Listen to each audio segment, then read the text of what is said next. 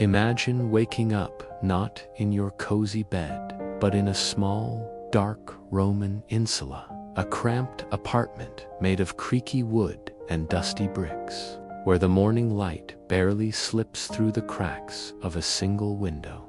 The smell hits first, a mixture of smoke, sweat, olive oil, and sewage.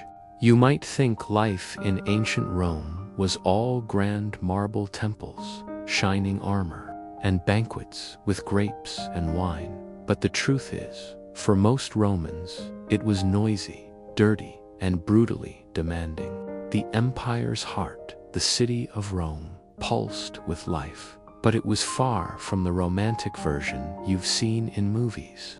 As the sun rises, the streets come alive with the shouts of merchants selling bread, slaves carrying water, and donkeys pulling carts filled with amphorae of wine and fish sauce.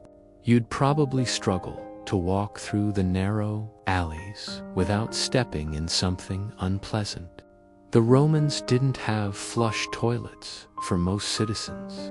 Only the rich had access to private latrines.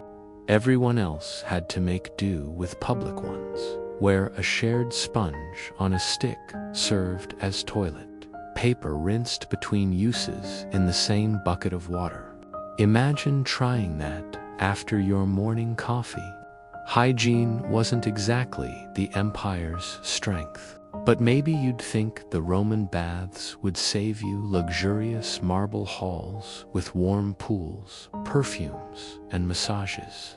Not quite. They were often packed, steamy, and filled with gossip, grime, and the smell of oil and sweat. A Roman bath was as much a social hub as a hygiene stop. And if you didn't know the right etiquette, like scraping oil off your body with a spray gel instead of soap, you'd stand out immediately. Worse, the water wasn't always clean, and diseases thrived in such places. Now, breakfast, if you were poor, you'd eat barley porridge or bread dipped in wine. The rich might add fruit or cheese, but most people barely had enough to eat. Grain handouts from the state, called the unknowna, kept the urban poor alive. Miss the distribution day, and you might go hungry. Food was a political tool. Emperors used it to keep the people quiet. Bread and circuses, as the saying went. And speaking of circuses, by midday, the roar of the Colosseum echoed across the city. Imagine the crowd, 50,000 spectators, screaming as gladiators fought to the death. Wild animals charged from cages, and criminals were executed in theatrical displays. Entertainment was violent, but deeply Roman. Refuse to cheer, and you might be seen as unpatriotic. The air was hot, heavy, and thick with the smell of blood and sand. If you think you could stomach it, think again. Many spectators fainted, and some even got sick from the heat and horror. Let's say you try to find work. Unless you were born rich, that meant hard labor. You could haul bricks at construction sites, serve as a porter, or work as a servant. If unlucky, you might end up enslaved. Nearly 1/3 of Rome's population were slaves, with no rights and harsh punishments. Slavery fueled the empire's greatness, from the villas of senators to the galley ships of the navy. You'd see slaves everywhere, in kitchens, fields, workshops, and temples. Some could earn freedom, but most lived and died in bondage. Even free citizens didn't have it easy. Fires frequently swept through the city. Buildings collapsed, and diseases spread quickly in the crowded quarters. You couldn't call the fire department or hospital. Those didn't exist. Rome's firefighting force was made up of slaves, and medical care relied on herbs, superstitions, and prayers to asclepius. By evening, The city's energy turned darker. Taverns filled with drunks, gamblers, and thieves. Oil lamps flickered in narrow alleys, and the streets became dangerous. Without police, you'd better stay indoors. Crime was rampant. Muggings, assaults, and even kidnappings were common. Women, especially, faced great risk. Rome might have had laws, but justice depended on status and money. The higher your class, the more protection you had. The lower, the more disposable you were. Even the emperors weren't safe. Political intrigue ran deep. Assassinations, poisonings, betrayals. One wrong word about the emperor and you could be accused of treason. You'd either face exile, torture, or execution. So when people imagine living a day in Rome, strolling under the arches, watching chariot races, or dining in candlelight, they forget how relentless it was. The noise never stopped. The smell never faded. The fear of disease, fire, or arrest hung constantly in the air. And yet, Rome functioned an empire of millions, bound by law, roads, and a sense of destiny. That's the paradox. The same civilization that gave us art, architecture, and literature also thrived on blood, slavery, and control. As night falls, you lie down on your straw mattress, the sounds of rats scurrying in the walls, and you realize, no, you wouldn't last a day in the Roman Empire. If you truly want to understand how difficult life was in the Roman Empire, you have to walk a mile in the sandals of an ordinary Roman citizen, not a senator, not a soldier, but one of the countless men, women, and children struggling to survive day after day in the world's most powerful city. The first thing you'd notice is exhaustion. Every morning began before sunrise, not because of discipline, but necessity. Work was hard to find, and if you didn't show up early to claim a spot in the marketplace or by the docks, someone else would. The Forum, Rome's bustling economic and political center, was a chaos of voices. Merchants yelled prices, slaves ran errands for their masters, and beggars pleaded for coins near the temples. The ground was a mixture of mud, straw, and animal waste. You'd keep an eye out for horse-drawn carts rumbling by, splashing filth onto your already tattered tunic. And if you weren't careful, one sharp wheel could crush your foot. There were no traffic rules in ancient Rome, just chaos disguised as normal life. Your day depended entirely on your social status. The upper class, known as patricians, enjoyed leisure, debate, and fine meals. They had running water piped into their villas, marble floors, and slaves to do everything from cooking to reading literature aloud. Meanwhile, you, a plebeian or commoner, lived in a cramped apartment block that could collapse at any moment. These insulae were made of cheap materials and stacked 5 or 6 stories high. The higher your room, the cheaper the rent, but also the more dangerous. Fires broke out frequently from oil lamps or cooking pots. There were no fire escapes, and many perished when entire buildings burned overnight. Even those who survived might lose all their possessions, a few pieces of pottery, some clothes, and maybe a wooden stool or two.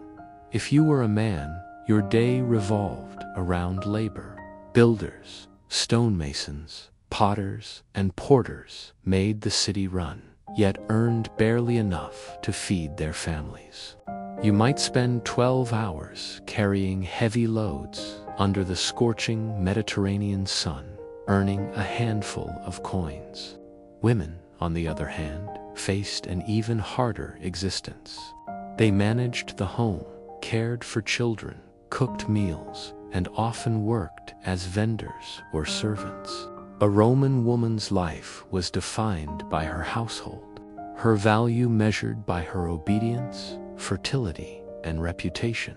The wealthy women wore jewelry and silk, but ordinary wives wore simple wool dresses and walked through dangerous alleys to fetch water or sell goods. Harassment and exploitation were constant threats. Rome was not kind to the powerless. You might think education offered a way out, but schooling was a privilege. Boys from rich families studied Latin, Greek, philosophy, and rhetoric, preparing for political life. Poor children, if they learned anything, did so by watching and working. Writing tablets and scrolls were luxuries. Most of the population was illiterate. Religion, however, united everyone. Temples were everywhere to Jupiter, Mars, Venus, and dozens of other gods. Every home had a small shrine called a lararium, where families offered prayers to their household spirits. Festivals were frequent and sacrifices common. If crops failed or an illness spread, people blamed the gods and flocked to the temples to seek mercy. Life was uncertain, and divine favor was everything. The food problem was constant. Even if you worked all day, your meals were meager: bread, olives, maybe a few beans. Meat was a luxury, fish expensive, and fruit seasonal. Wine was common, but cheap wine was mixed with vinegar and herbs to hide its sourness. You couldn't drink water safely, it was often polluted. So, even the poor drank diluted wine daily to avoid disease. Imagine your energy drained, your stomach half empty, yet still having to push through the crowds and noise, dodging beggars, carts, and soldiers. Yes, soldiers. The city was full of them, proud and intimidating in their armor. They weren't there to protect you. They maintained order, especially if riots broke out over food shortages or politics. By afternoon, the heat became unbearable. Rome's climate was warm, but the stone and brick turned the city into an oven.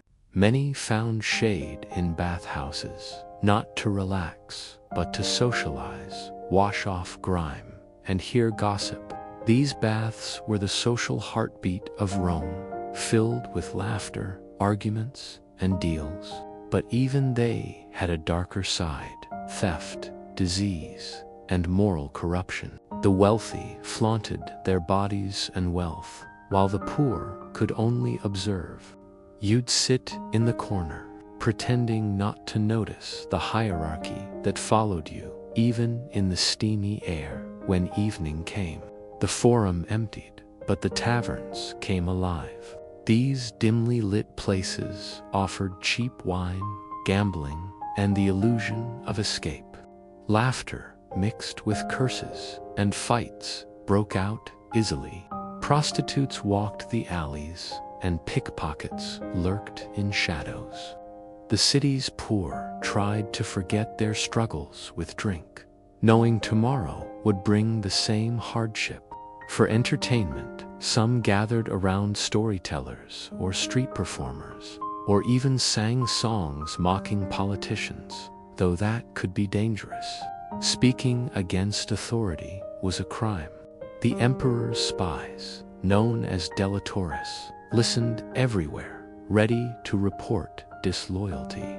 One rumor could mean arrest or exile. If you somehow survived all that, you'd still face the greatest enemy of all: disease.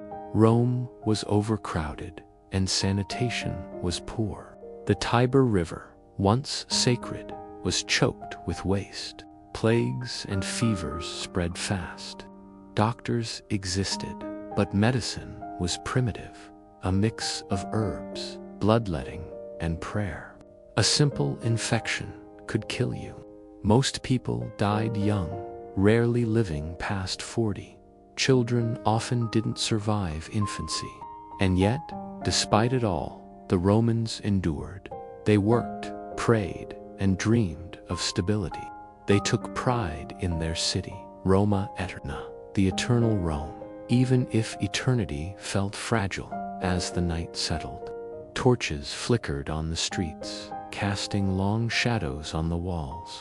Somewhere, a man played a flute, a woman whispered a prayer, and a child cried in hunger.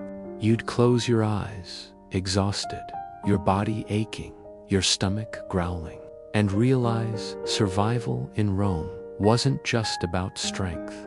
It was about acceptance.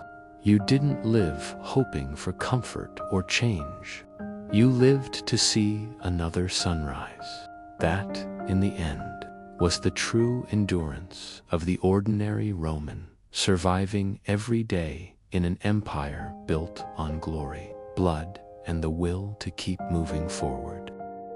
By now, you'd think you've seen everything Rome had to offer: the chaos, the heat, the filth, the struggle. But beneath the surface of ordinary life beat the true heart of the empire: power. Every street, every stone, every citizen's breath was somehow connected to the grand machinery of control that made Rome the mightiest force in the ancient world. From the emperor seated on his gilded throne to the beggar curled up beside a temple column, every life revolved around hierarchy.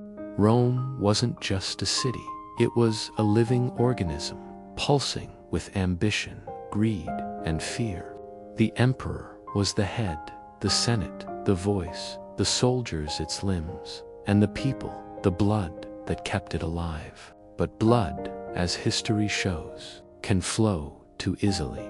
Imagine waking up one morning to the sound of soldiers' boots echoing through the streets. Rumors swirl. Someone spoke against the emperor, or a senator has been accused of treason. Rome's politics were theater and warfare combined. In the Senate House, men in togas debated loudly about virtue and justice, yet most of them plotted in whispers. Alliances shifted daily. Gold could change loyalties faster than a sword. To rise in power, you needed influence. To stay alive, you needed silence. The emperors knew this well. From Julius Caesar to Nero, paranoia ruled the Palatine Hill. Spies and informants filled the city, and public trials often ended in executions disguised as justice. If you lived in Rome, you never truly felt safe. Even your friends could betray you for favor or fear.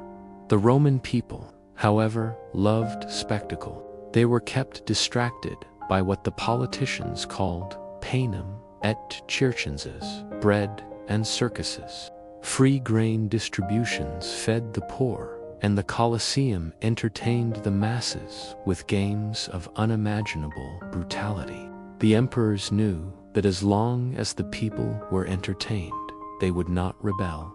Imagine standing in that colossal arena, the air thick with dust and blood. Trumpets blare, gates open, and a gladiator steps into the sun, raising his sword toward the emperor's box. The crowd roars as two men fight for survival, one for glory, one for freedom. You watch, heart pounding, knowing that this is not just entertainment, it's a symbol of control. Every death reminds the crowd who holds power over life itself. And when the victor kneels, awaiting the emperor's thumb up for mercy, down for death, it's the empire's power made flesh. But Rome's glory came at a price. The wealth that built marble temples and paved the great roads came from conquest and exploitation. The empire stretched from the deserts of Egypt to the forests of Britain, and every province paid tribute in gold, grain, and slaves. Soldiers fought endless wars to expand the borders, often returning home broken or not at all. Entire civilizations were absorbed, their gods renamed, their cultures reshaped in Rome's image. It was an empire of assimilation and domination, where even the conquered learned to worship their conquerors. Yet beneath this mighty image lay cracks. The more Rome grew, the more it consumed. Corruption ate through the system like rot through wood. Tax collectors demanded more. Governors stole from the provinces, and the Senate, once noble, became a den of privilege. Justice favored the rich. Punishment crushed the poor. If you wandered near the Forum at night, you'd hear whispers of assassinations, poison plots, or secret affairs between noble families. The emperors themselves were not above scandal. Caligula declared himself a living god. Nero, obsessed with art and performance, allegedly burned Rome just to inspire his creativity. Domitian executed senators on suspicion alone. And yet the city continued because fear kept order better than faith. Roman law was everywhere, carved on stone tablets, recited in courts, enforced by the sword. Even the poorest citizen knew the power of the law and its bias. You could be punished for stealing bread, yet a noble might escape punishment for murder. The hierarchy was absolute. Religion, too, was a tool of control. Temples stood on every corner, and processions filled the streets in honor of Jupiter, Mars, and Venus. Emperors were deified after death, their statues worshipped as divine. To question the gods, or the emperor's divine right, was dangerous. Yet under this polytheistic surface, a quiet revolution began. Small groups of strange believers gathered secretly, speaking of one God, one Savior, and equality among all. They were called Christians, and at first the Romans mocked them. Later, they hunted them. To refuse sacrifice to the emperor's spirit was treason. Thousands were executed, burned, crucified, or fed to beasts, all for faith. You'd wonder, standing in the crowd, watching them die, what kind of belief could make someone face such terror calmly? It was something the empire could not understand, and something that would one day transform it forever. As the day ends, you might look at the grand city from a hill, marble temples glowing in torchlight, the Tiber reflecting golden ripples, the Colosseum's arches shadowed against the stars. It's breathtaking, almost eternal. Yet beneath that beauty lies exhaustion. The empire's heart beats too fast, its ambition consuming itself. For all its roads, laws, and art, Rome's foundation was built on exploitation. Every luxury of the rich came from the pain of the poor. Every victory was bought with blood, and yet this contradiction, this fragile balance of glory and decay, was what made Rome so enduring. If you tried to sleep that night, you'd hear the city's hum, the murmur of crowds, the creak of wagons, the distant cries from the amphitheater. Rome never truly slept. Its people dreamed of power, survival, and immortality. And maybe that's why, even now, centuries later, we still can't stop talking about it. The empire may have fallen, but its shadow never did. For in every civilization that rose afterward, Rome's lessons and its warnings lived on. And as your eyes close, you'd understand the truth behind the title. You wouldn't last a day in the Roman Empire, not because it lacked greatness, but because its greatness demanded too much from those who lived within it. If you ever believed that serving in the Roman army was a path to glory, you might want to think again. Behind every shining helmet and every victorious march through conquered lands, there was a life forged in relentless discipline, fear, and exhaustion. Imagine yourself waking up not in a soft bed, but on the cold ground of a military camp somewhere along the empire's frontier. Maybe in the damp forests of Germania or the burning deserts of Egypt. The air bites your lungs, the scent of sweat and iron fills your nostrils.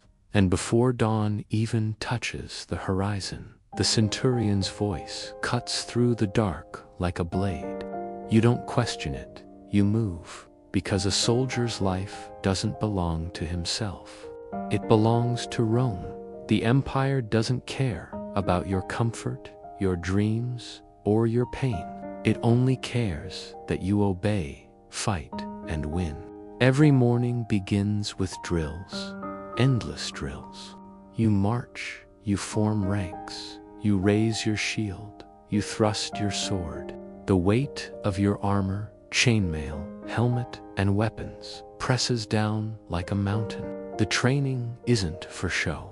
It's to make sure you can move and fight like a machine when chaos erupts in battle.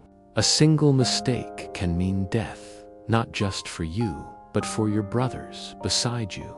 The discipline is brutal. Disobedience is punished harshly, sometimes by flogging, sometimes by death. In Rome's legions, there's no room for weakness. If a unit shows cowardice, the decimation punishment awaits every 10th man executed by his comrades as a reminder of loyalty. Imagine standing in line, knowing the next man to fall could be you, not for losing a fight, but for being unlucky. That's how Rome kept order, through fear and unity, twisted together. You might think of rebellion, but then you remember the oath you swore, absolute obedience to the emperor and the Senate. Breaking it means dishonor, and dishonor is worse than death. When the marching begins, it's relentless. The legions move across mountains, swamps, and deserts, covering 20 miles a day under full gear. Roads stretch endlessly ahead, the famous Roman roads, built by the same men who walk them. You carry not only weapons, but your tent, cooking pots, rations, and tools, about 40 kilograms, on your back. At the end of the day, you don't rest. You build. Every night, the army constructs a fortified camp with ditches, walls, and watchtowers. It's a ritual that repeats daily, a rhythm of labor that shapes men into endurance itself. When you finally collapse inside your tent, sleep doesn't come easy. You hear distant howls, the murmurs of foreign lands, and the quiet prayers of your comrades, men who miss their homes, their wives, and their freedom. Food is simple: bread, porridge, salted meat, maybe some wine. Luxury doesn't exist for the soldier. You eat fast, often cold, and whatever keeps you alive. Illness is constant blisters, infections, fever, but you keep marching. You learn to fight hunger, cold, and fear the same way you fight the enemy, without hesitation.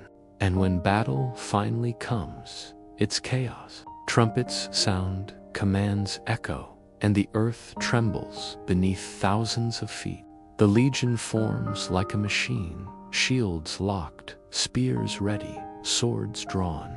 You can feel the breath of the man beside you, hear his heart pound, smell the blood before it's spilled. The enemy screams, charges, and crashes against your line. The sound is deafening, metal on metal, flesh on blade, the grunt of dying men.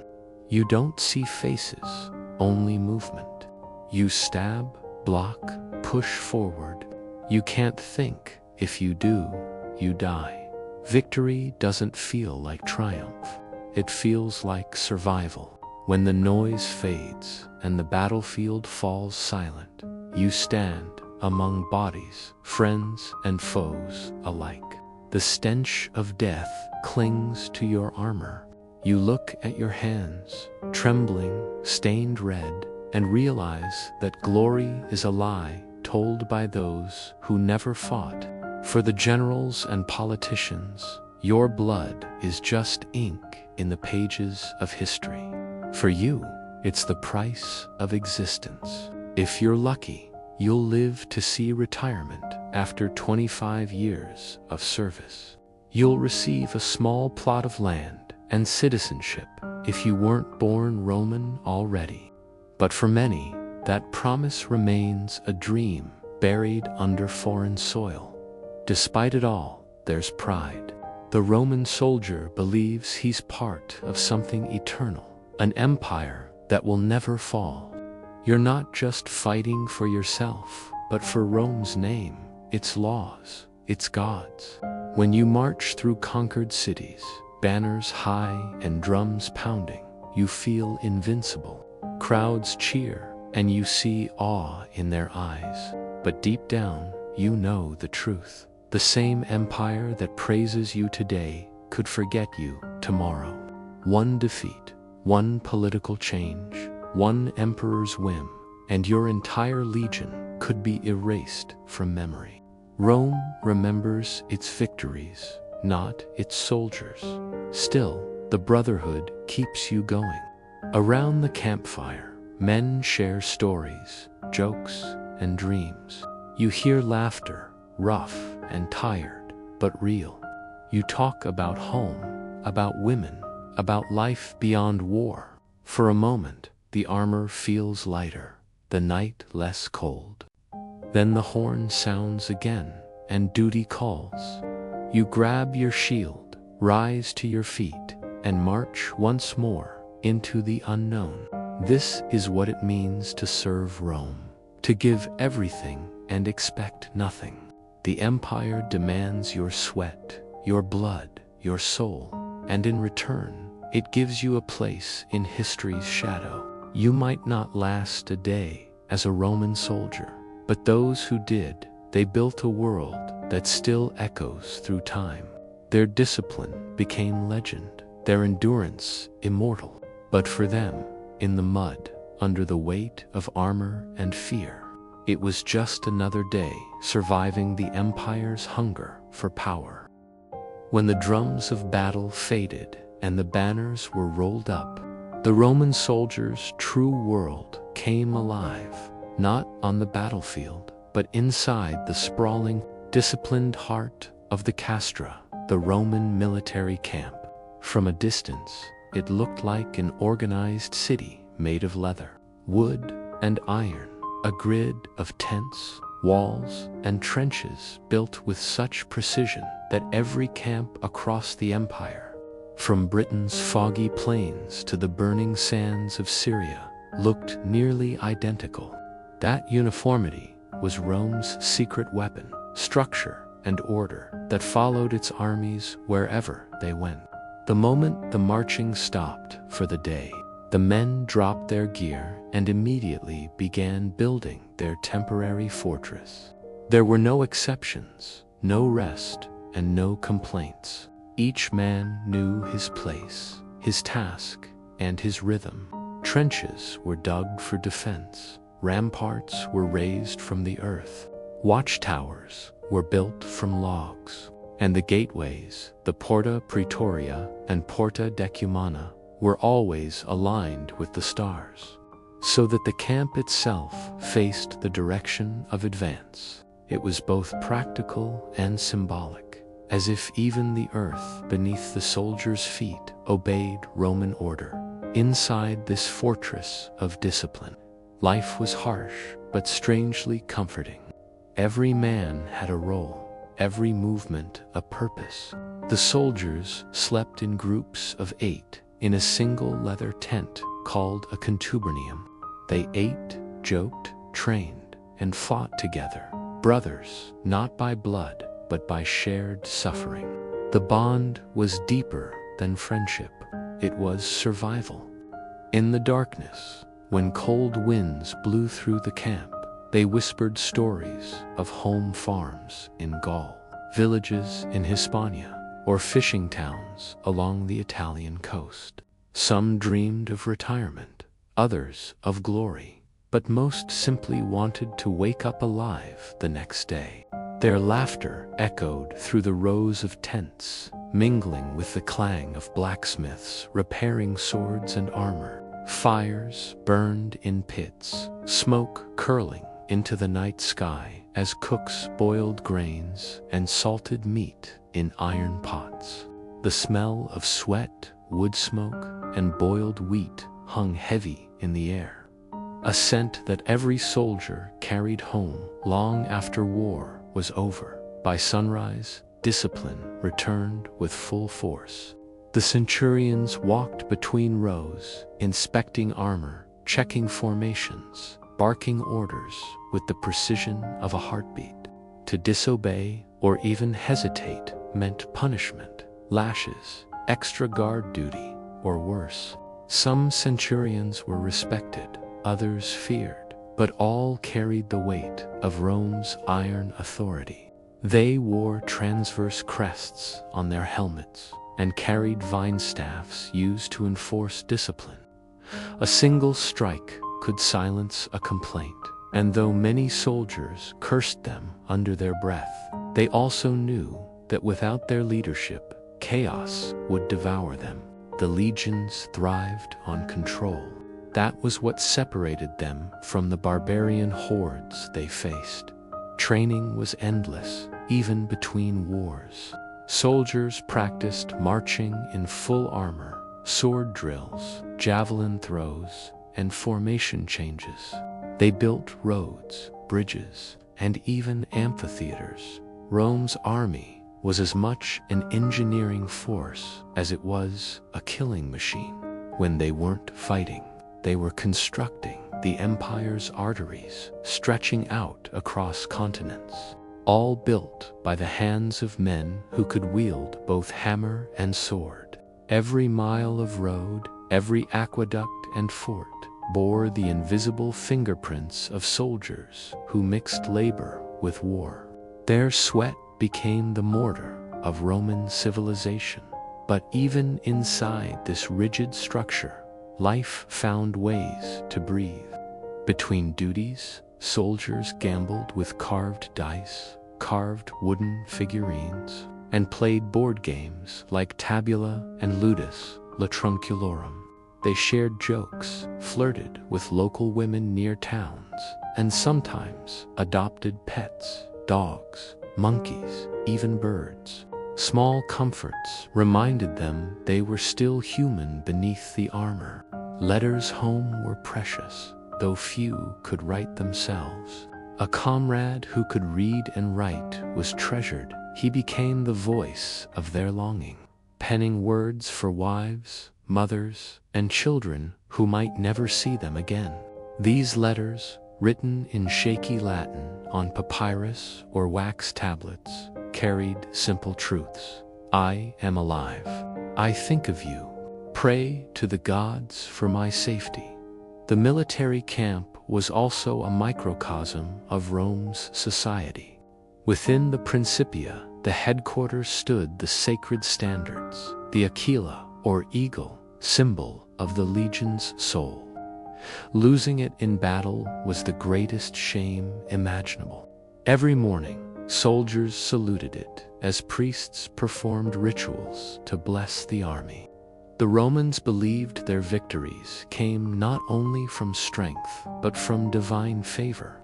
The camp's altar burned incense to Jupiter and Mars, and sacrifices were made before major campaigns.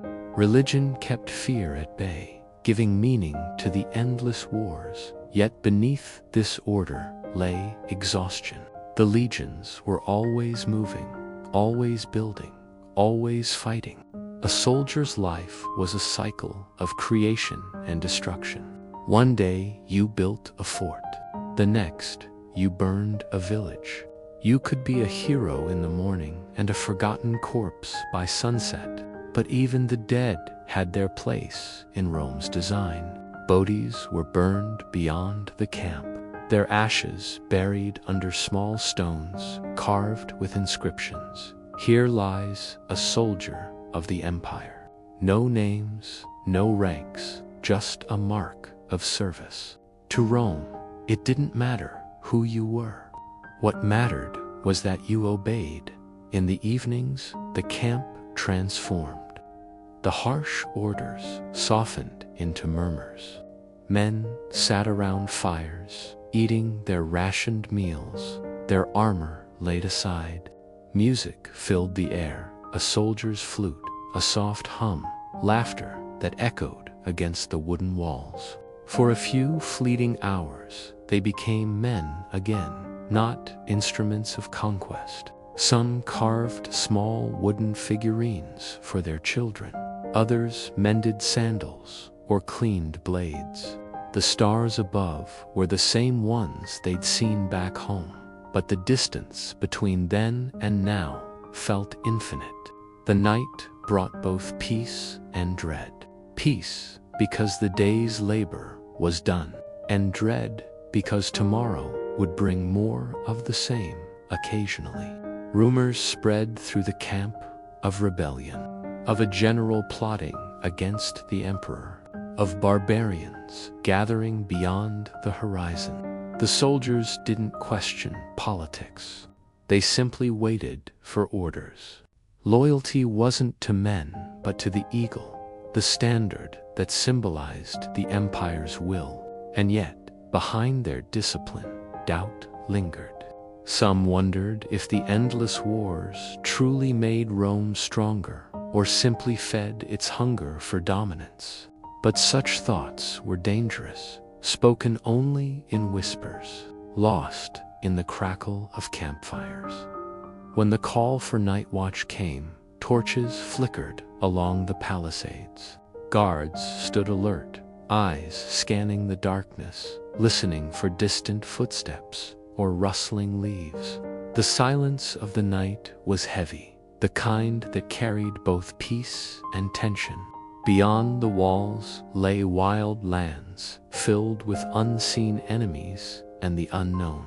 Inside, the camp pulsed like a living creature, men breathing, dreaming, fearing, and enduring together. The army was a paradox, rigid.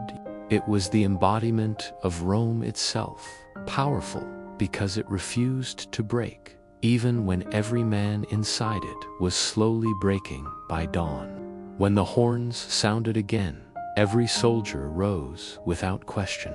Another march awaited, another battle, another nameless field.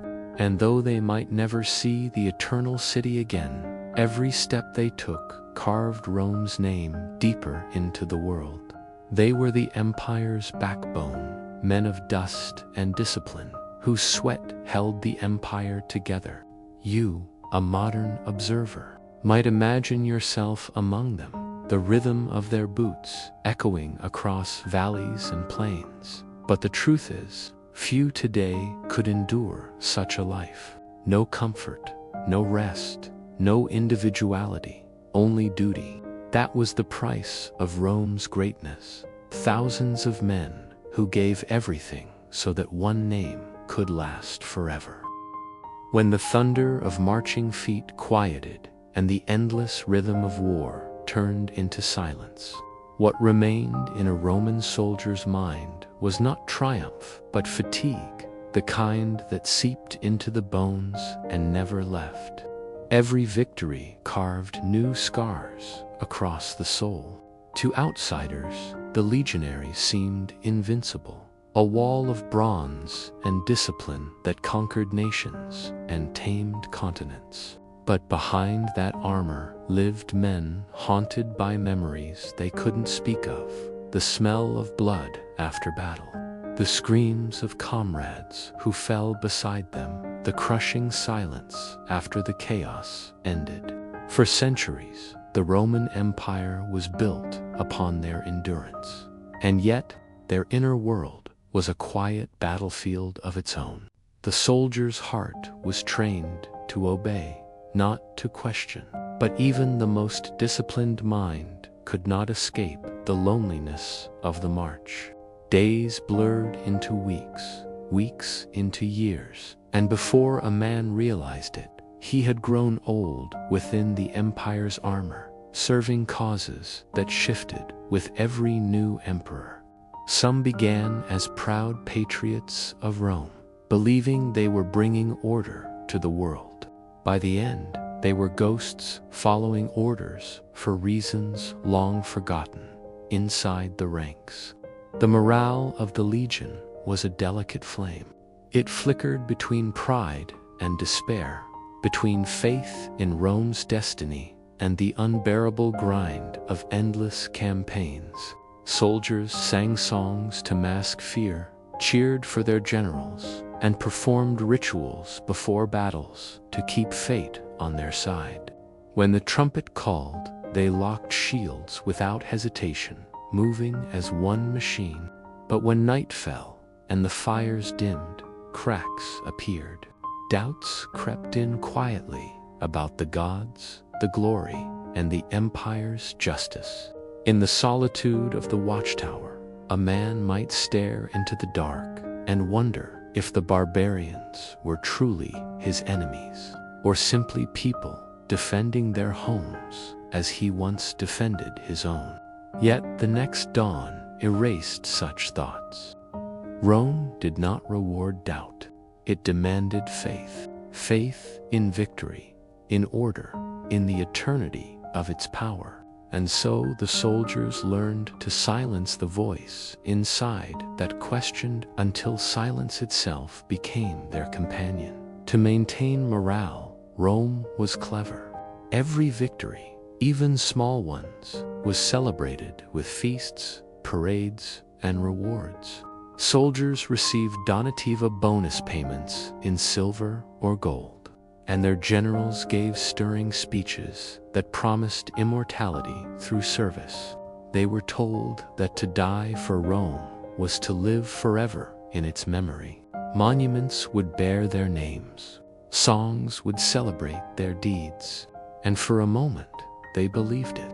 Pride swelled in their chests when they looked upon the eagle's standard glinting in sunlight.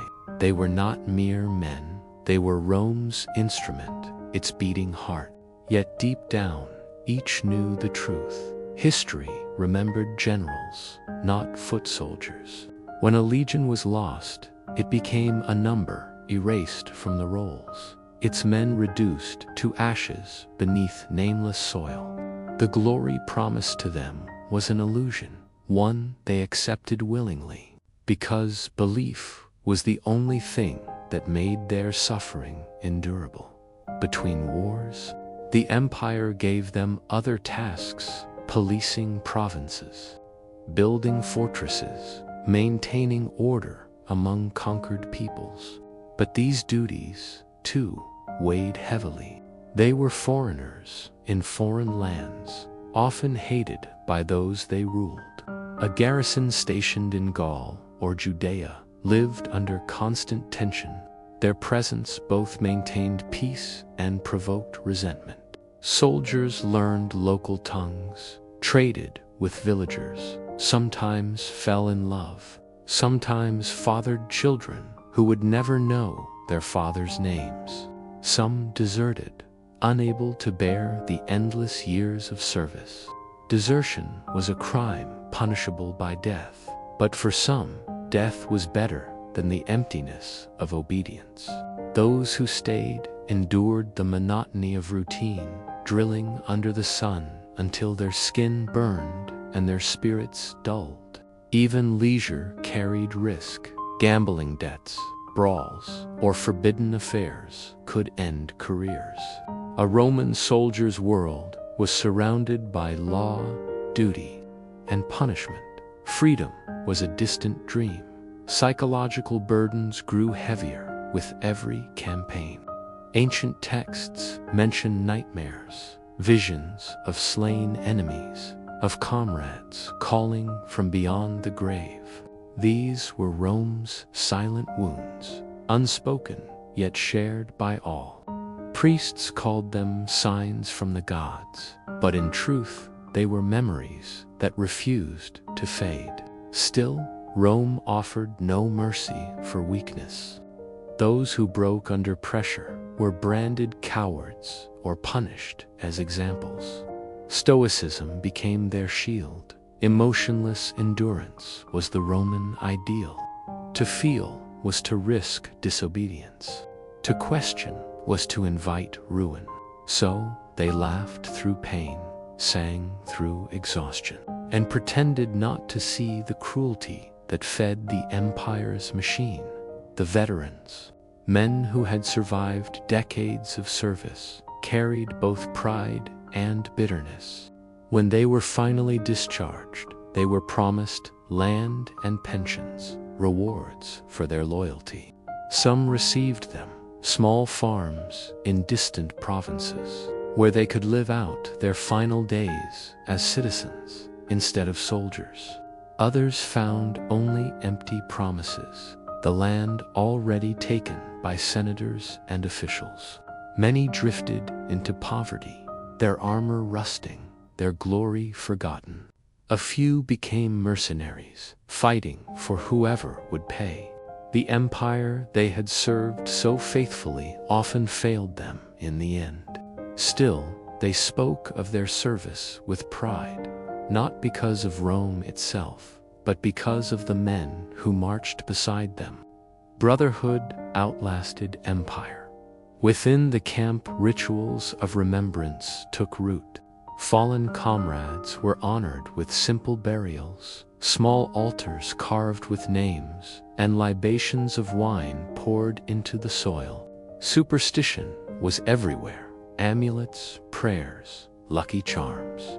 Soldiers believed that wearing a piece of iron ore, whispering a dead man's name before battle, could ward off death. In truth, these small acts were not about magic, but about memory, ways to humanize the inhuman life they led. Every Roman soldier carried ghosts within him, and rituals helped keep those ghosts at peace. As the empire expanded, the burden on its legions grew.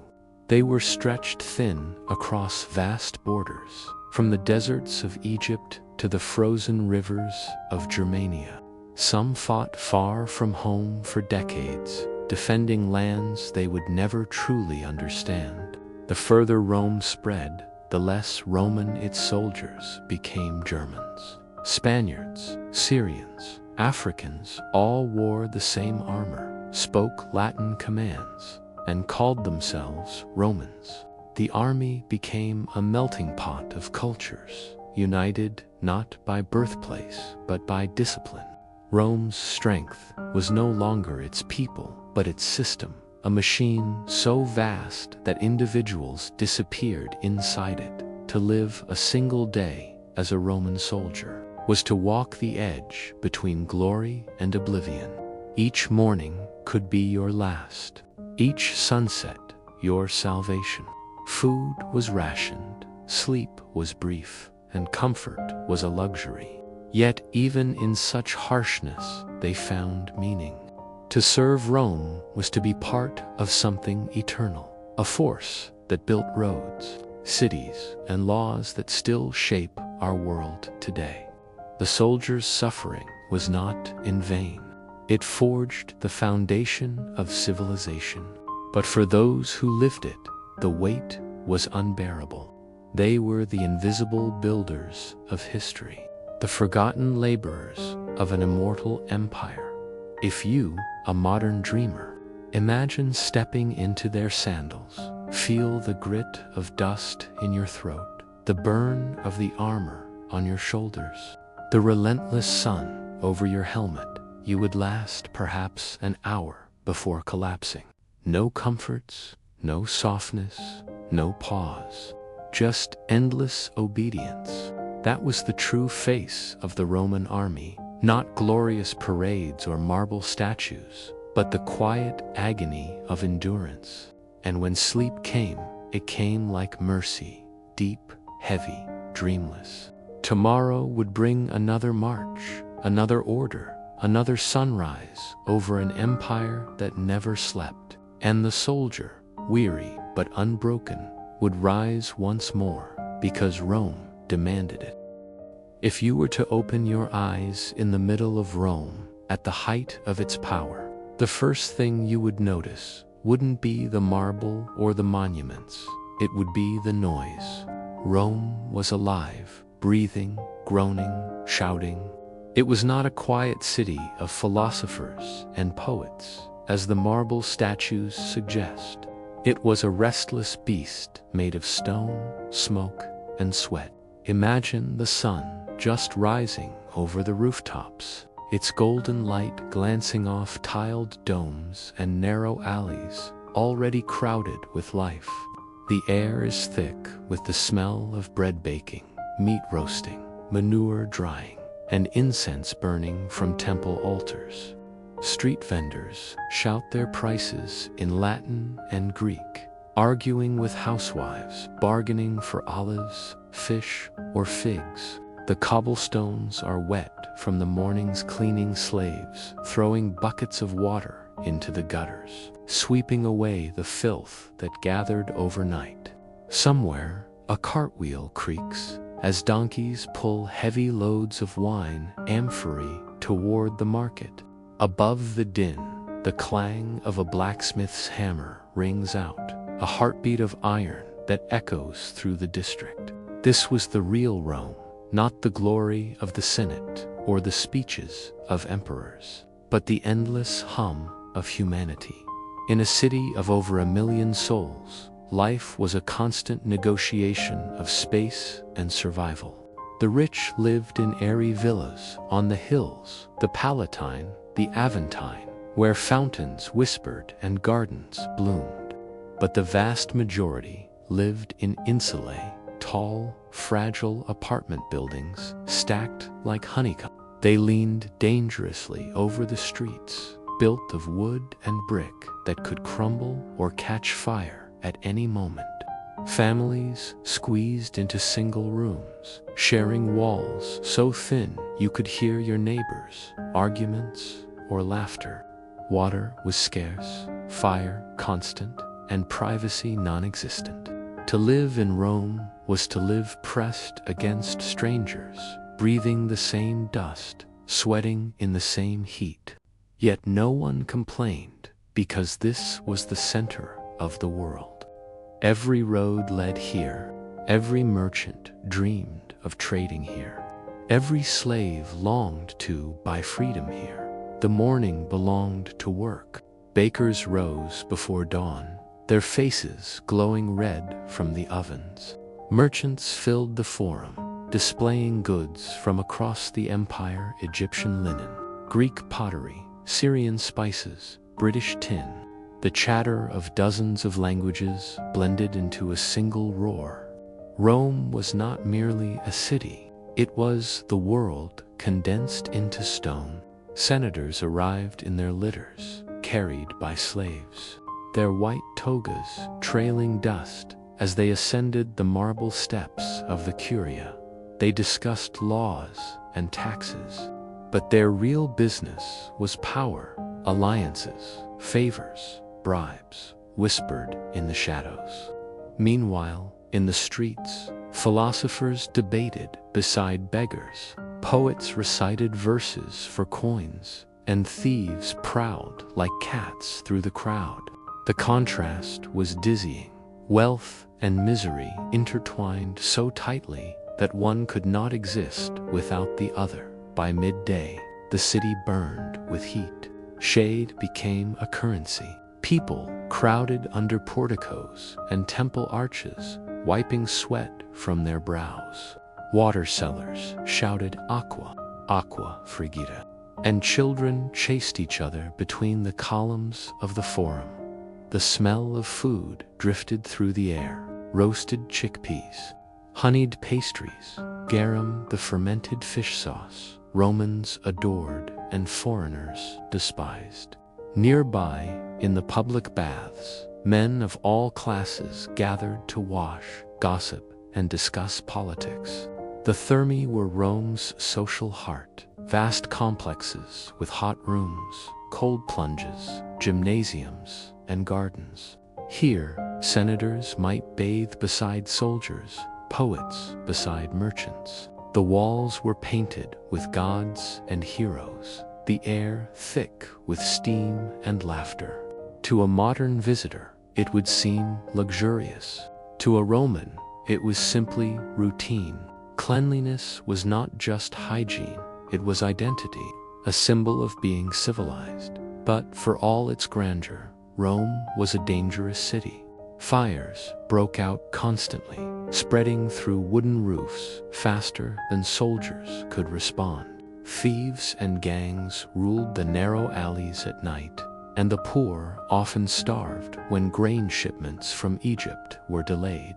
Diseases thrived in the crowded streets, carried by rats and stagnant water. The empire's wealth flowed through Rome, but it rarely stayed with the people who needed it most. Gladiatorial games offered a cruel kind of escape, blood for entertainment, death for distraction. In the Colosseum, 50,000 spectators screamed as men fought beasts or each other, their fates decided by a thumb's movement.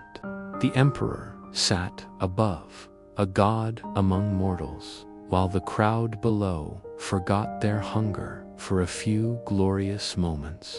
It was brutal, but it worked. Bread and spectacle, that was how Rome kept peace among its restless millions. As evening fell, the city softened. The setting sun painted the Tiber River gold, and the hum of daytime turned into the murmur of night. Lamps flickered along the streets, filled with olive oil and smoke. Taverns came alive with laughter, music, and the smell of cheap wine. Soldiers off duty boasted about battles, sailors sang of distant ports, and lovers met in secret beneath balconies draped with vines. Storytellers recounted myths of Jupiter and Venus, while gamblers rolled dice on worn wooden tables. The city was both beautiful and exhausting, too alive to sleep, too vast to ever be silent. And somewhere in the chaos, a philosopher sat by the river, writing words that would outlast empires. All things fade, but the soul endures. To live in Rome for one day was to witness the entire spectrum of human existence: glory, greed, faith, fear, joy, and despair, all crowded within the same walls. It was a place where emperors commanded armies and slaves swept their marble floors, where poets dreamed of eternity and beggars dreamed of bread. Every stone, every whisper, every shadow carried the weight of history. You could not walk a street without feeling the ghosts of the past soldiers who marched home from conquest, lovers who met under moonlight, children who grew old before their time. It was a city that devoured and inspired in equal measure.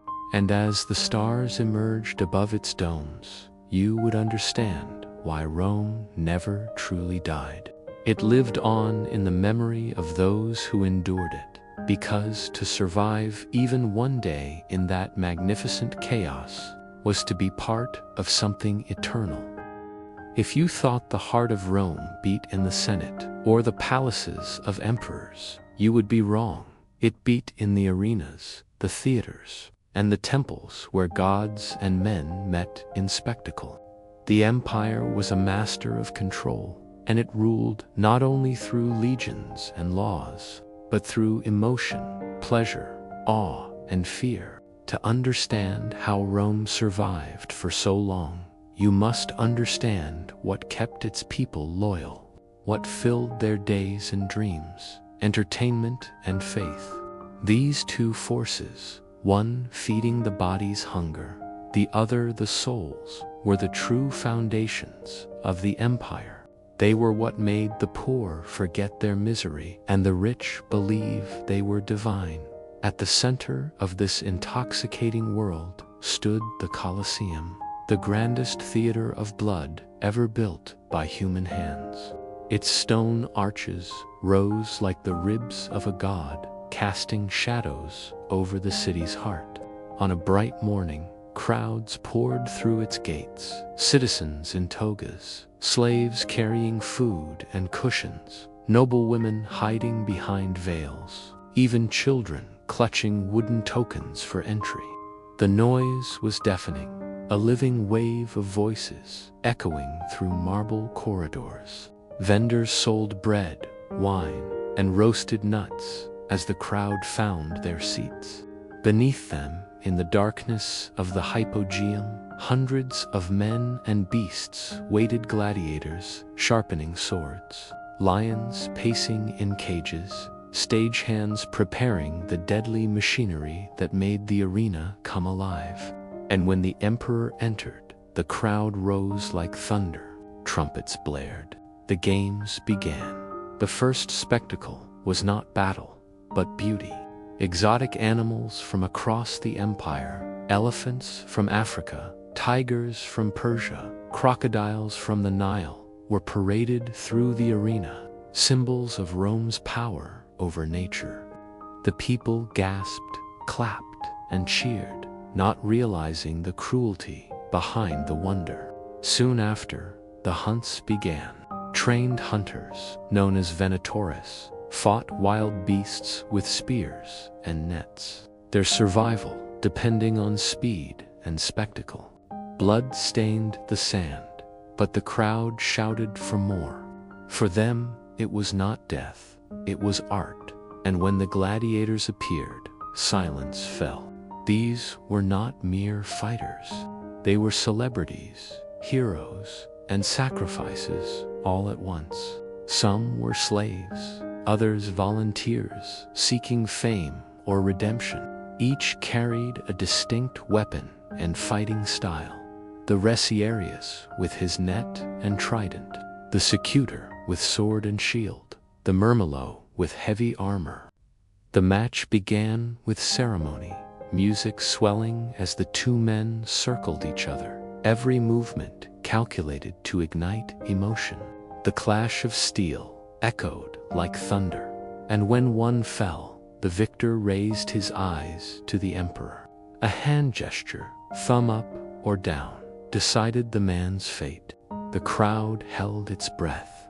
When death came, it came swiftly, efficiently. And then the sand was raked clean, as if life could be erased by order. Why such obsession with blood? To modern eyes, it seems barbaric, but to the Romans, it was sacred. The arena was not merely entertainment, it was ritual. It reminded them that life was fleeting, that courage and strength were virtues worth dying for. Death was public, but dignity was private. A gladiator who faced death without fear won the admiration of the crowd, even if he fell. This was the Roman ideal: discipline in life, composure in death.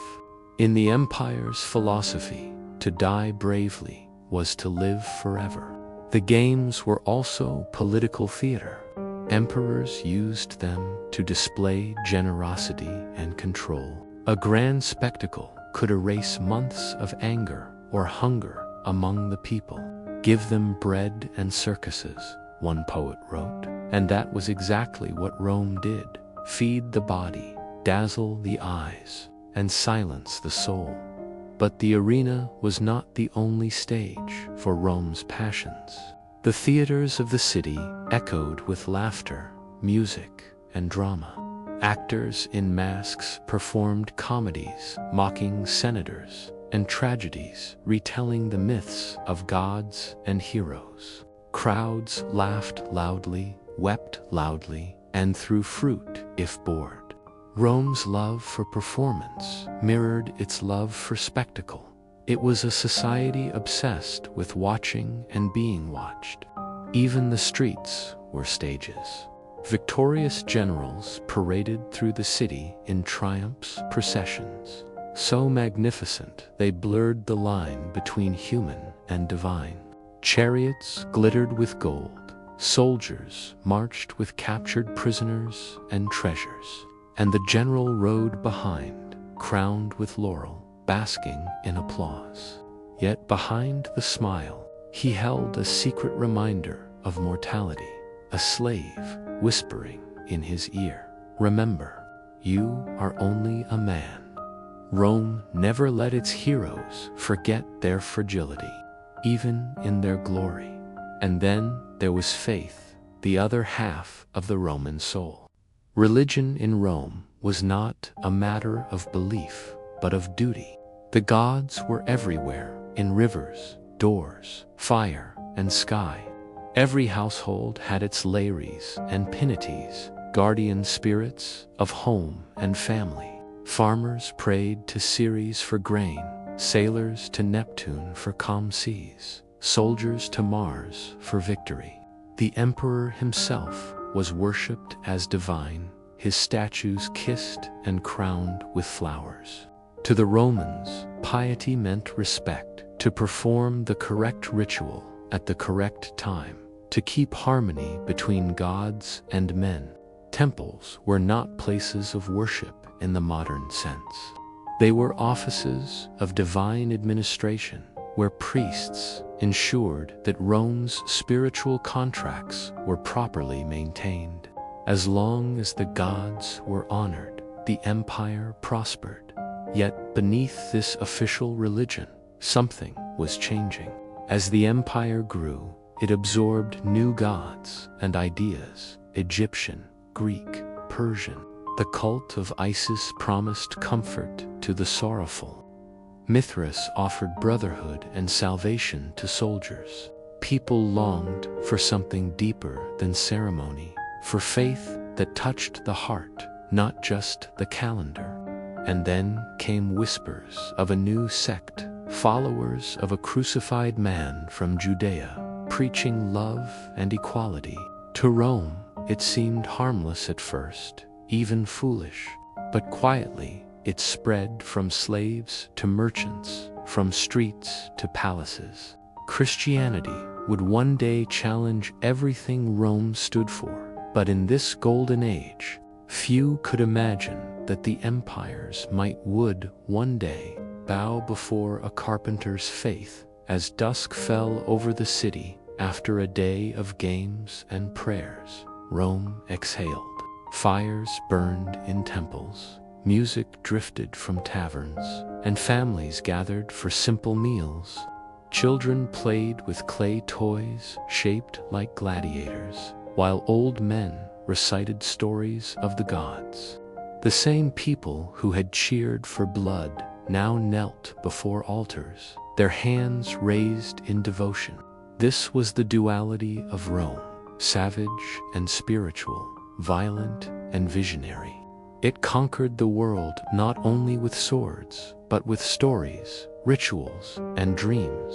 And as the stars appeared above its domes, flickering like the eyes of forgotten gods, the people of Rome slept in the warmth of their city's heartbeat, a heartbeat that, even centuries later, still echoes in the ruins. If you were there, sitting high in the Colosseum as the moon rose over the arena, you might feel something strange, not horror, but awe. You would sense the weight of history pressing on your chest, the realization that everything humanity has ever loved or feared was once played out here beneath the gaze of thousands. The blood, the cheers, the prayers, all fading now into dust, yet still alive in the stones. You might close your eyes and hear the faint echo of a crowd, and understand why Rome, for all its flaws, could never be forgotten. For it was not just a city. It was a mirror of ourselves, our hunger for meaning, our thirst for spectacle, our endless struggle between cruelty and beauty. When you think of Rome's greatness, you might picture emperors, armies, or marble statues, but the true miracle of the Roman Empire wasn't its wars or its wealth. It was its ability to build. The Romans didn't just conquer land, they reshaped it. They carved mountains, bridged rivers, moved seas, and tamed nature itself. Every city, road, and aqueduct was an act of defiance against the limits of the world. It is said that Rome was built on 7 hills, but in truth, it stood upon the shoulders of 1 million nameless laborers, slaves, soldiers, and engineers whose hands turned dreams into stone. Their legacy is not written in words, but in walls that still stand 2,000 years later. To live in ancient Rome was to walk among wonders so vast and precise that even today they defy comprehension. The day began with the hum of industry. Builders marched through the streets carrying tools, iron chisels, bronze hammers, ropes, and plumb lines. The sound of stone meeting stone was the rhythm of the city. Dust filled the air as men climbed scaffolds, calling orders in Latin that echoed between the arches. Construction was everywhere, temples rising to new gods, baths expanding to hold thousands, roads stretching endlessly toward the horizon. The Romans believed that to build was to rule. Each brick laid was another declaration of dominance over time itself. Even the emperors understood this. Julius, Caesar, Augustus, Trajan, Hadrian, each tried to outbuild the last, leaving behind monuments that proclaimed not just their power, but their immortality. Augustus famously boasted that he found Rome a city of brick and left it a city of marble. He wasn't exaggerating. One of Rome's most astonishing achievements was its mastery over water. The aqueducts, those graceful bridges of stone arches, carried pure water from distant springs into the heart of the city. Some stretched for miles across valleys and hills, using nothing but gravity to maintain flow. The engineering was so precise that the gradient of decline, just a few centimeters per 100 meters, never faltered. Inside Rome, water gushed from public fountains, filled baths, and cooled gardens. Citizens could bathe, drink, and cook without thinking of scarcity. Water was civilization itself, and Rome had tamed it. In the Thermae of Caracalla and Diocletian, tens of thousands bathed daily in pools of hot and cold water, beneath vaulted ceilings decorated with mosaics and marble columns. Steam rose like incense, turning cleanliness into ceremony. Even the poor, who lived in cramped apartments, could visit these grand baths for a single coin, a luxury unmatched for centuries. And then there were the roads, the arteries of the empire. Straight, solid, and eternal, they connected every corner of Rome's dominion. From Britannia's misty forests to the deserts of Arabia, built in layers of stone, gravel, and sand, these roads were so well constructed that many still exist today. Soldiers marched on them, merchants carried their goods, and messages of war and peace traveled faster than ever before. The phrase, "all roads lead to Rome," was not a metaphor, it was a fact. At the center of the forum stood the Miliarium Aureum, the golden milestone, marking the point from which all Roman distances were measured. It symbolized Rome's centrality, not just geographically, but spiritually. Every step taken on Roman soil, no matter how distant, was a step toward the heart of civilization. The Romans also mastered architecture in ways the world had never seen. They were the first to truly understand concrete, a mixture of volcanic ash, lime, and water that could harden underwater and last for centuries. With it, they created forms previously impossible, massive domes, arches, and vaults that defied gravity. The Pantheon, built under Emperor Hadrian, remains one of the most perfect structures ever made. A dome so vast and balanced that its exact method of construction still puzzles engineers today. Light pours through its open oculus like a divine spotlight, illuminating the marble floor where emperors, generals, and ordinary citizens once walked. When rain falls, it drifts through the oculus and disappears into tiny drains in the floor. A simple yet breathtaking example of Roman precision. To stand inside the Pantheon is to feel eternity itself, captured in stone. Fire, however, was the empire's greatest enemy. In a city built of wood and crowded with life, flames could devour whole districts overnight. The Great Fire of 64 CE nearly destroyed Rome, its orange glow lighting the night sky for miles. Temples, markets, homes, all fell to ash. The Emperor Nero seized the moment to rebuild on a grander scale, widening streets, creating fire-resistant zones, and erecting his infamous Domus Aurea, the golden house covered in gold leaf, marble, and precious gems. It was a palace of obscene luxury, complete with artificial lakes and rotating dining rooms. The people despised its extravagance, yet it set a new standard for architectural ambition. From its ashes, Rome rose again, stronger, more beautiful, more eternal. Yet behind this magnificence was endless labor.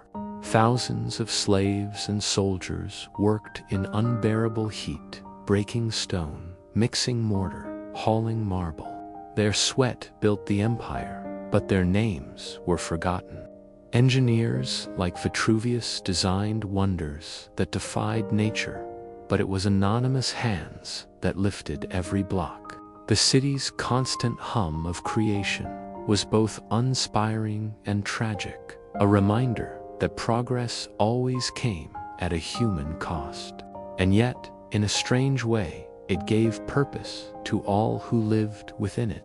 In Rome, to work was to belong to something greater than oneself. Even the lowest slave, building a bath or paving a road, could look at his work and know it would outlive him. That knowledge was its own kind of immortality at night. When torches flickered along the aqueducts and the moonlight glowed on marble, Rome seemed almost alive. The fountains murmured softly, streets glistened after the day's labor, and distant hammering echoed from workshops that never slept. The city was not static. It breathed, grew, and evolved. Every generation added something, a temple here, a column there, a bridge across a river. And every addition carried whispers of ambition and defiance. The Romans knew their empire would one day fade, as all things do, but they built as if it never would. Their monuments were prayers made of stone, prayers to time itself. If you were to stand in the Forum at midnight, surrounded by marble pillars and broken statues, you would feel it, the pulse of genius that still lingers. The same minds that charted stars, healed wounds, and mapped continents once walked these streets. Their inventions, aqueducts, sewers, domes, concrete, became the backbone of modern civilization. The modern world is merely Rome's reflection, polished by centuries, but rooted in the same dream to shape the world and leave a mark that endures.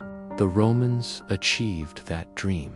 Long after their legions vanished, their roads still guide travelers, their bridges still span rivers, and their cities still whisper their name.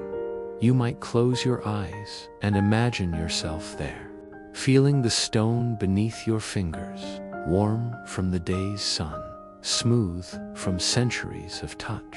You would hear the trickle of water from a fountain fed by aqueducts built before Christ. Smell the faint scent of wet limestone and olive oil from nearby lamps, and realize that everything around you was built with one purpose: to last. That was Rome's secret: permanence through precision, eternity through effort.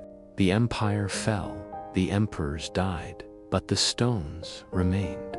And in those stones, the heartbeat of Rome still echoes, steady, unyielding, immortal. If there is one place that captures the heart of ancient Rome's contradictions, its beauty and brutality, its grandeur and savagery, it is the Colosseum. Imagine it, dawn breaking over the city, the pale light spilling across marble temples and tiled roofs as thousands of people surge toward the great amphitheater. Its towering arches glow gold in the morning sun, banners fluttering in the warm breeze, while the air vibrates with anticipation. Men, women, and children crowd the entrances, their sandals scraping stone, their voices blending into a roar that rises like thunder. They come not for worship or wisdom, but for spectacle, for blood, courage, and death. The Colosseum, or Flavian Amphitheater, was more than a building. It was the beating heart of Rome's obsession with power. It could hold 50,000 people, more than many cities of the time, built under the emperors Vespasian and Titus. It was a statement to the world: Rome rules not just with the sword, but with the show. The scale of it was staggering. From a distance, the Colosseum looked like a mountain of stone and arches rising from the earth itself. Its outer walls soared to nearly 50 meters, ringed with statues and adorned with marble. Inside, the tiers of seating curved upward in perfect symmetry. Divided by class, the closer you sat to the arena, the higher your status. Senators lounged in marble seats, nobles reclined under awnings to block the sun, while common citizens filled the middle rows, and slaves and women crowded the highest tiers. Every seat had a view of the stage where life and death unfolded. Beneath the arena floor lay a labyrinth of tunnels, cages, and pulleys, the hypogeum where animals were kept, gladiators waited, and stage machinery creaked like some monstrous heartbeat. Lions from Africa, tigers from Asia, crocodiles from the Nile, bears from the Alps, all caged below, restless and hungry, waiting for their turn in the grand performance. The games began with ceremony. Trumpets blared, horns echoed, and the emperor himself appeared in his gilded box, surrounded by guards and senators. When he raised his hand, silence fell over the crowd, 50,000 breaths held as one. Then came the opening act, a parade of gladiators marching in formation. Bronze helmets gleaming, shields polished, muscles taut with tension. They saluted the emperor and shouted the famous words, Ave Caesar, morituri, te salute. Hail, Caesar, those who are about to die salute you. The crowd erupted, their cheers shaking the stone beneath their feet. To the Romans, this was not cruelty. It was entertainment, a celebration of strength, discipline, and courage. To live was to fight, and to die well was an honor. The first matches were often venations, animal hunts. Gates opened, and beasts burst into the arena, snarling, roaring, or slithering through the sand. Hunters armed with spears and nets faced them with practiced precision. A man might face a lion leaping from the shadows, or a charging bull with flaming horns. The audience gasped and shouted, delighting in the spectacle. Exotic animals symbolized the reach of the empire, proof that Rome could command nature itself. Sometimes the beasts won, sometimes they fell, but either way, the crowd was fed its share of adrenaline and awe. As the sun climbed higher, the smell of sweat, blood, and dust filled the air, thick and intoxicating. Vendors moved through the stands, selling bread, olives, and wine, their voices cutting through the chaos. Children laughed, gamblers argued, and the great machine of entertainment ground on. Then came the gladiators, the stars of the show. They were slaves, prisoners, or volunteers who sought glory and freedom through combat. Some were criminals condemned to die. Others were trained professionals who had dedicated their lives to the arena. They fought under different classes: murmillos with heavy shields and short swords, retieri with nets and tridents, secutors with helmets shaped to protect against spears. Their armor gleamed in the sun, painted with vivid colors and symbols. Before each match, the editor, the sponsor of the games, announced the fighters, their records, and sometimes their origins. The crowd had favorites, cheering names they knew from past victories. Betting was common, and fortunes were won and lost on a single strike. When the combat began, the sound of metal on metal rang like music. Swords clashed, shields splintered, and sand turned dark underfoot. The fighters moved with speed and precision, trained athletes performing deadly choreography.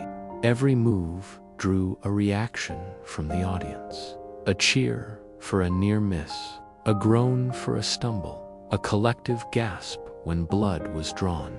The Romans loved skill as much as violence. A clever feint or a graceful dodge could earn applause even from the upper tiers. The emperor watched closely, his expression unreadable. When one gladiator fell, wounded and beaten, the victor raised his weapon toward the imperial box. The crowd roared, chanting as they pointed their thumbs, the ancient polis verso, to decide the loser's fate. If mercy was granted, the defeated man lived to fight another day. If not, the victor delivered the final blow, swift and merciless.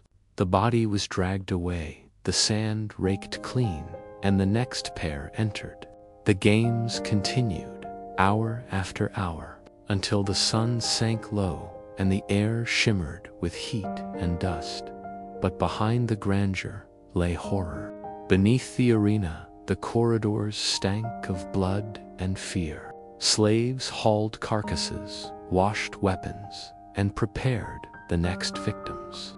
Some gladiators prayed to forgotten gods, others sat in silence, sharpening their blades, knowing they might not see another sunrise. The noise above the cheering, the music, the chants reached them like echoes from another world. To them, it was not glory, but survival.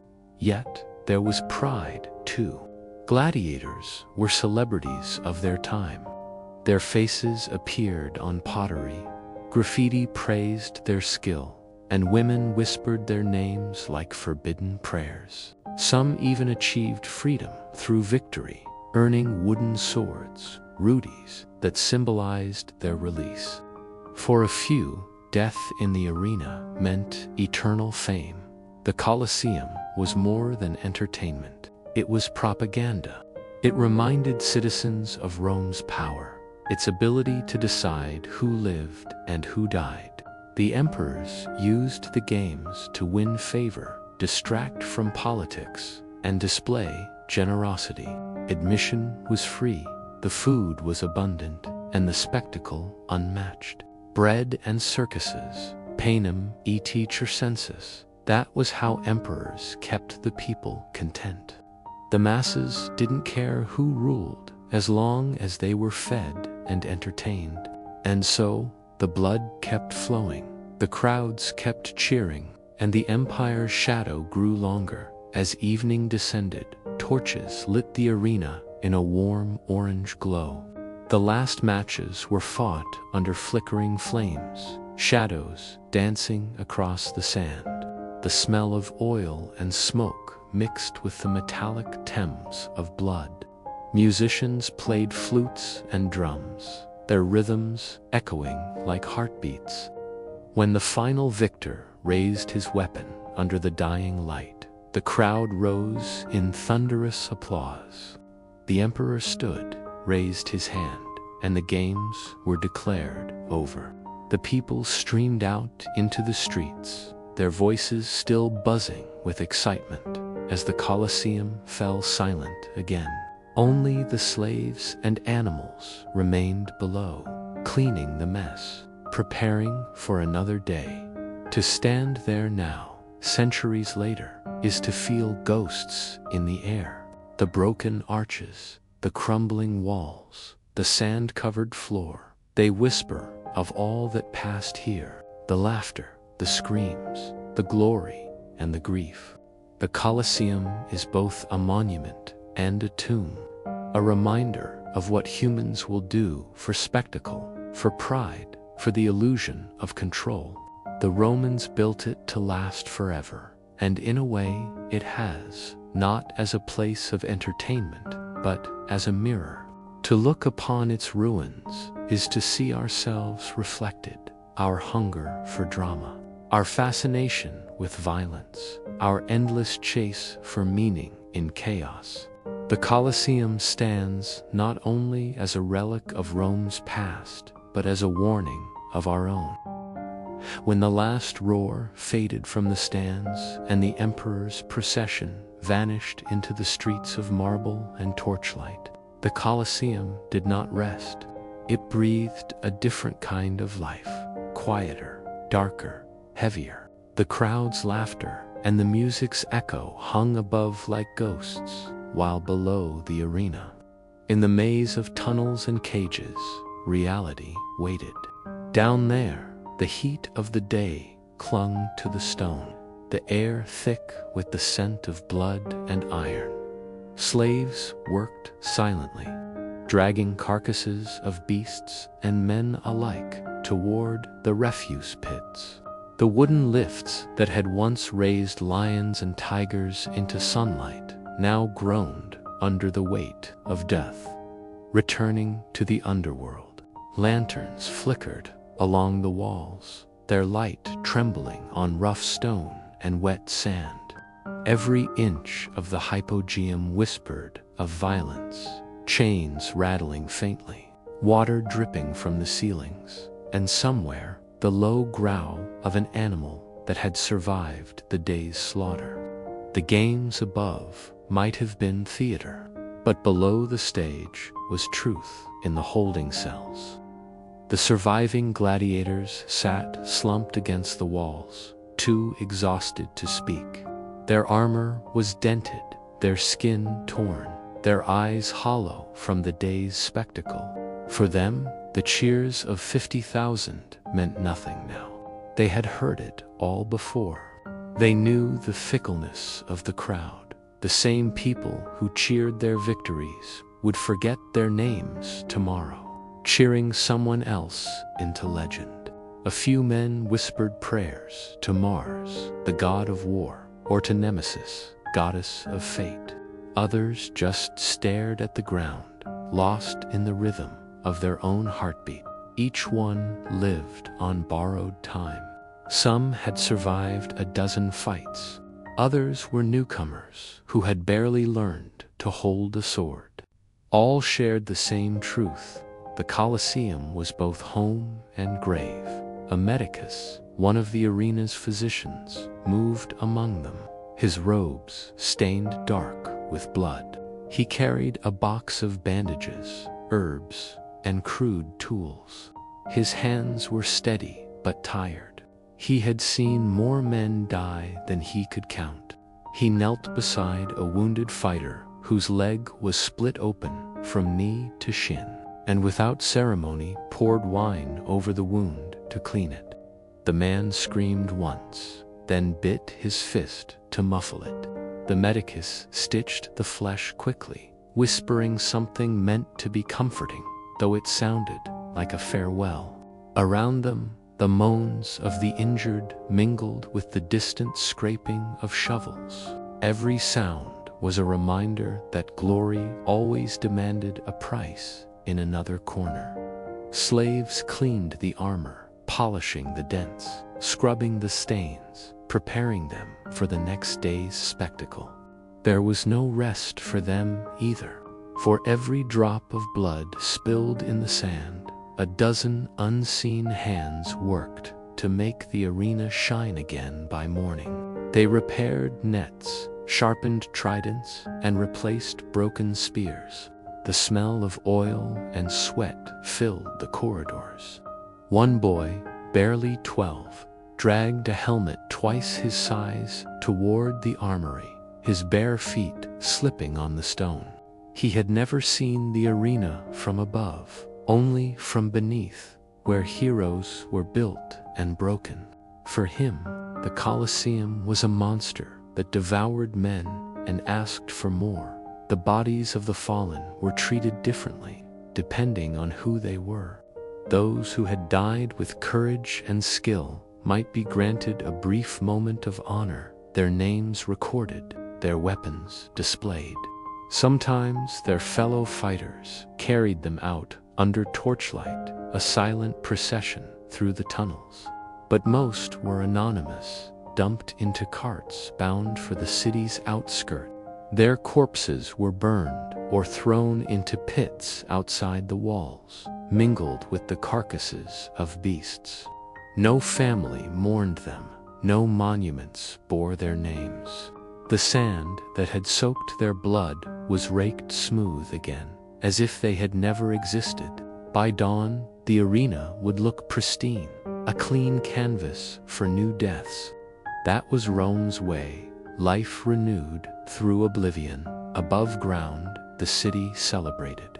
The streets buzzed with wine and song as citizens recounted the day's battles.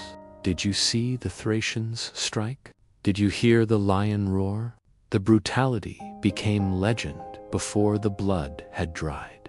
In taverns and baths, the games were all anyone talked about.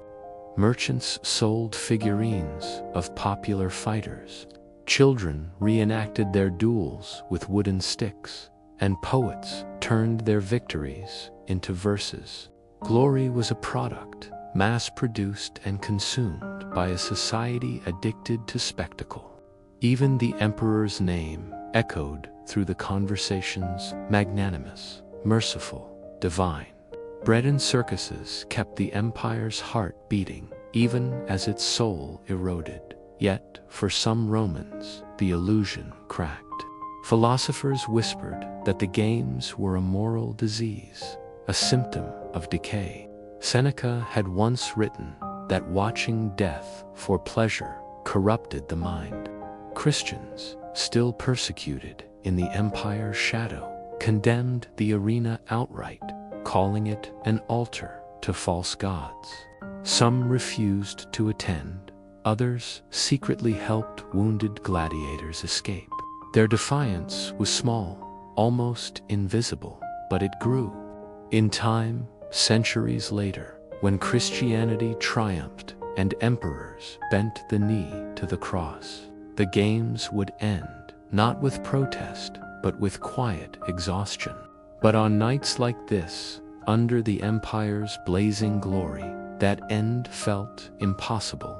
Rome seemed eternal, and its thirst unquenchable. The most haunting sound in the Colosseum after dark was the wind. It whistled through the corridors, weaving between cages and columns, stirring the sand into faint patterns. Some said it carried voices, echoes of the slain, whispering through time.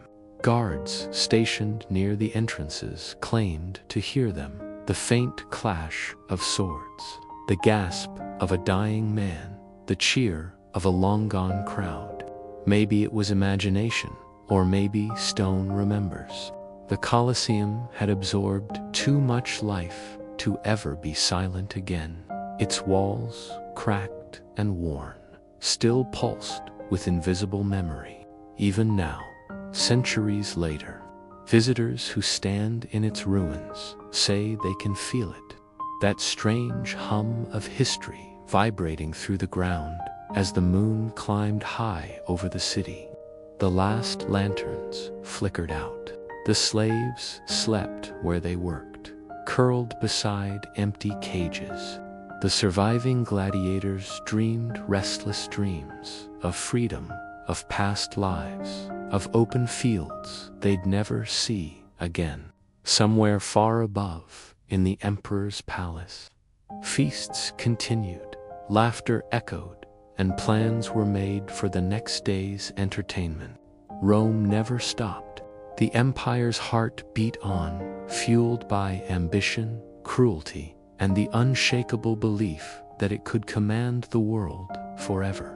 But under that grandeur, in the depths of the Colosseum, another truth whispered, one that history would never forget, that every empire, no matter how mighty, builds its glory on the bones of the forgotten.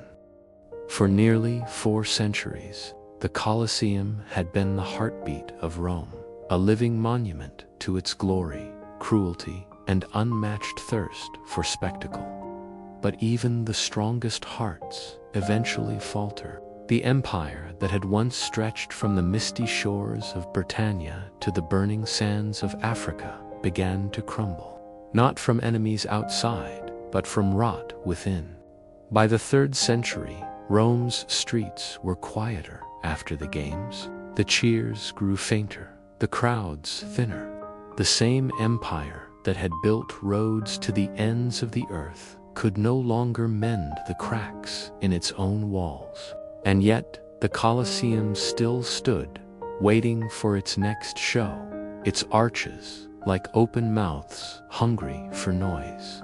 The senators still sat in their marble seats, though fewer each year.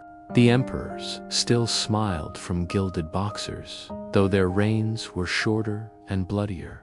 The empire had changed, but the arena had not, and that, perhaps, was its tragedy. The decline did not come all at once. It crept in like rust. The economy faltered. The legions, once invincible, were stretched thin across endless borders. Plagues swept through the cities, killing thousands. Food grew scarce, and riots erupted. The cost of maintaining the games, the animals, the armor, the grand processions became staggering. Once, the emperor could import lions from Numidia, elephants from Carthage, and leopards from Syria. Now the ships came slower, or not at all. What beasts remained were smaller, weaker, sometimes half-starved. The games began to lose their luster. Citizens who had once watched lions tear men apart now muttered that the thrill was gone. The spectacle that once united the empire was becoming a hollow ritual, one that no longer hid the cracks spreading through the Roman world. Then came Christianity, rising quietly from the shadows of persecution. For centuries, followers of the new faith had been the empire's scapegoats, burned, beaten, and thrown to the beasts in the very arena that now stood as their greatest symbol of suffering. But as emperors fell and philosophies shifted, something changed. Christian ideas began to reach the ears of Rome's rulers, whispering of compassion, mercy, and the sanctity of life. To those who had known only blood and dominance, it was a strange new song, one that promised redemption over conquest. Slowly, the empire's heart began to turn. When Emperor Constantine embraced Christianity in the early 4th century, the tide was irreversible. The gods of old Mars, Jupiter, Venus faded into myth, their temples emptying of priests and prayers. The games, once divine offerings, now seemed barbaric in a world that worshipped forgiveness. Still, Rome did not give them up easily. The Colosseum remained open, its stones steeped in habit. The people still came, though now their cheers were tinged with guilt. The emperors, uncertain of the new faith's grip, continued to fund spectacles to keep order. Give them bread and circuses. The old proverb went panem et circenses, and for a while longer it worked. But something had changed in the eyes of the spectators. When a man fell bleeding in the sand, fewer shouted for death. Some turned away, some wept, and others prayed quietly under their breath, crossing themselves where the old gods' altars once stood. The spirit of Rome was shifting, and the Colosseum, once its proudest symbol, was becoming its shadow. By the time of Emperor Honorius, in the early 5th century, the games were a ghost of their former glory.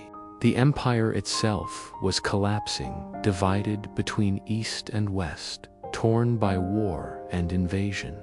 Barbarians pressed against the borders, and the treasury was empty.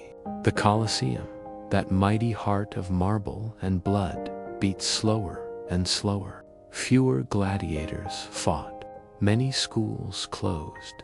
The exotic beasts that had once roared in its pits were now extinct or too costly to capture. The vast machinery beneath the arena lay silent, its gears rusting, its pulleys sagging with age. The arena floor, once alive with sound and motion, became a graveyard of memories. Legend tells of one final spark, one last act of defiance before the lights went out forever. In 404 CE, during a festival celebrating the emperor's victory, the games resumed for what was to be one of the last times. The stands filled, though not as full as in the old days.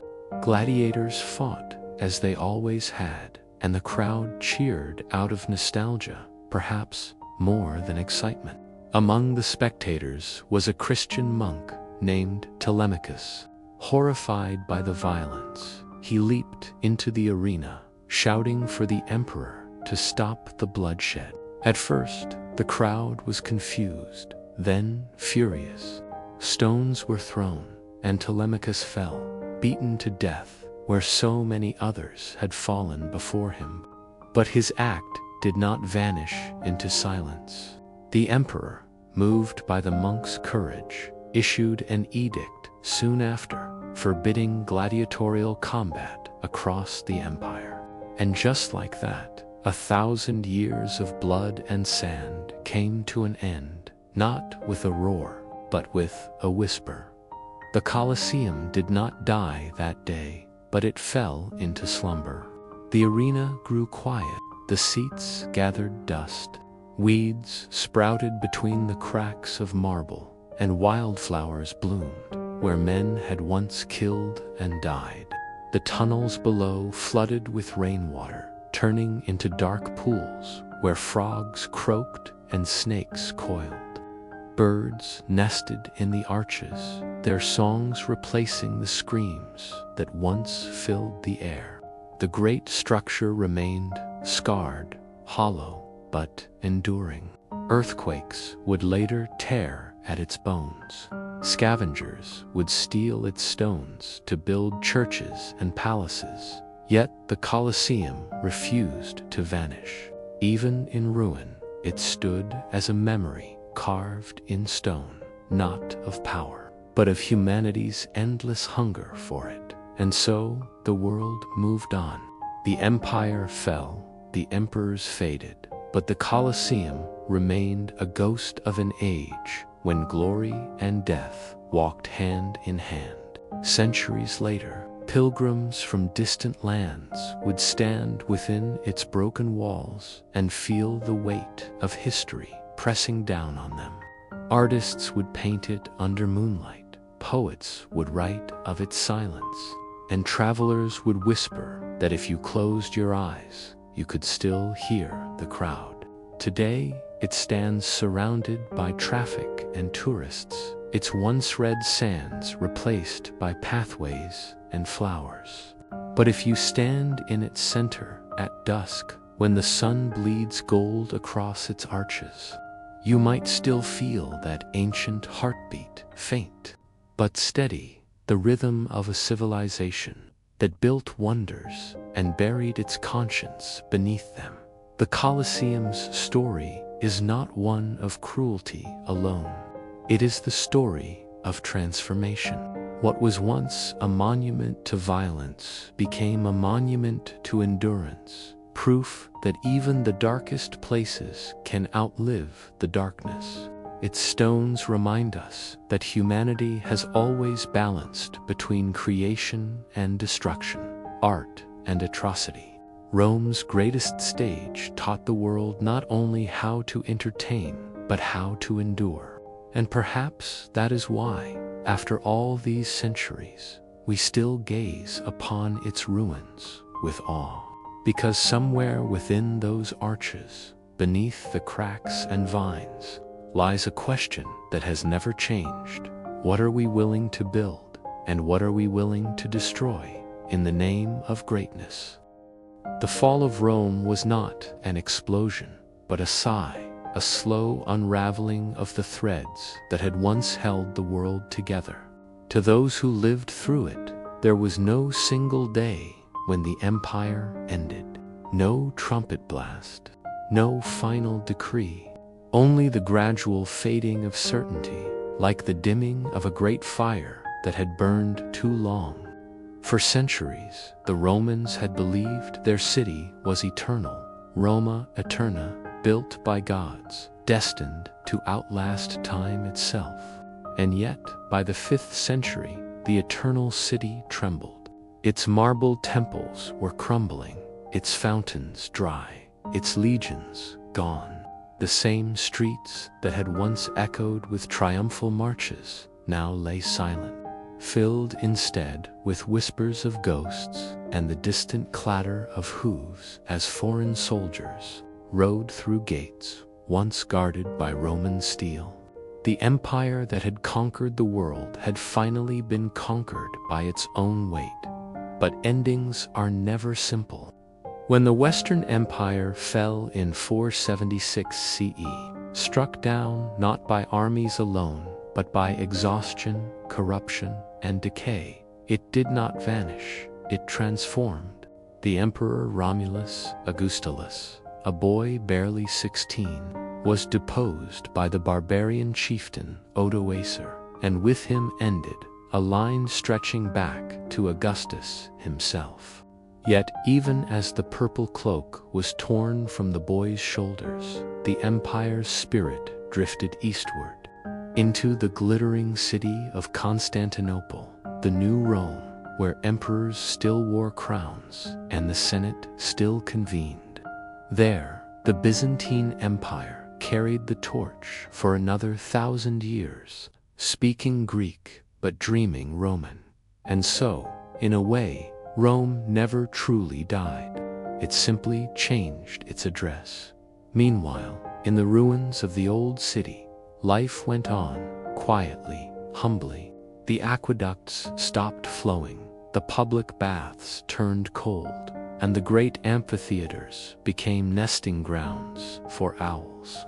Yet, among the broken columns and fallen statues, small fires burned in the hearths of those who refused to leave. Farmers tended vegetables where senators once debated. Children played in the forum, their laughter echoing against the cracked marble of Caesar's monuments. The grandeur was gone, but humanity remained. The people of Rome learned, as all survivors do, that even the greatest empires can end, and that life, stubborn and small, continues in the cracks.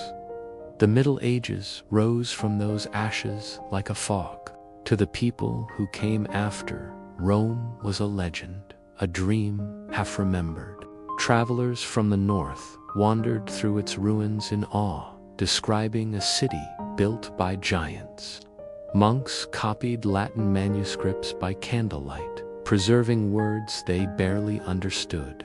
Roman roads, though overgrown, still stretched across Europe, guiding pilgrims and merchants for centuries to come. And everywhere, Rome's shadow lingered in the law, in the language, in the stones themselves. Even as kings and knights rose to power, they borrowed the old Roman titles: imperator, senator, pontifex. To rule was to imitate Rome, whether one lived in Paris, London, or Constantinople. Architecture carried that legacy most clearly. Every arch, every dome, every column built after Rome bore its echo. The Gothic cathedrals of medieval Europe, those towering spires and ribbed vaults, were born from Roman engineering. The basilicas of the church, those long halls of prayer, were modeled after Roman courts of law.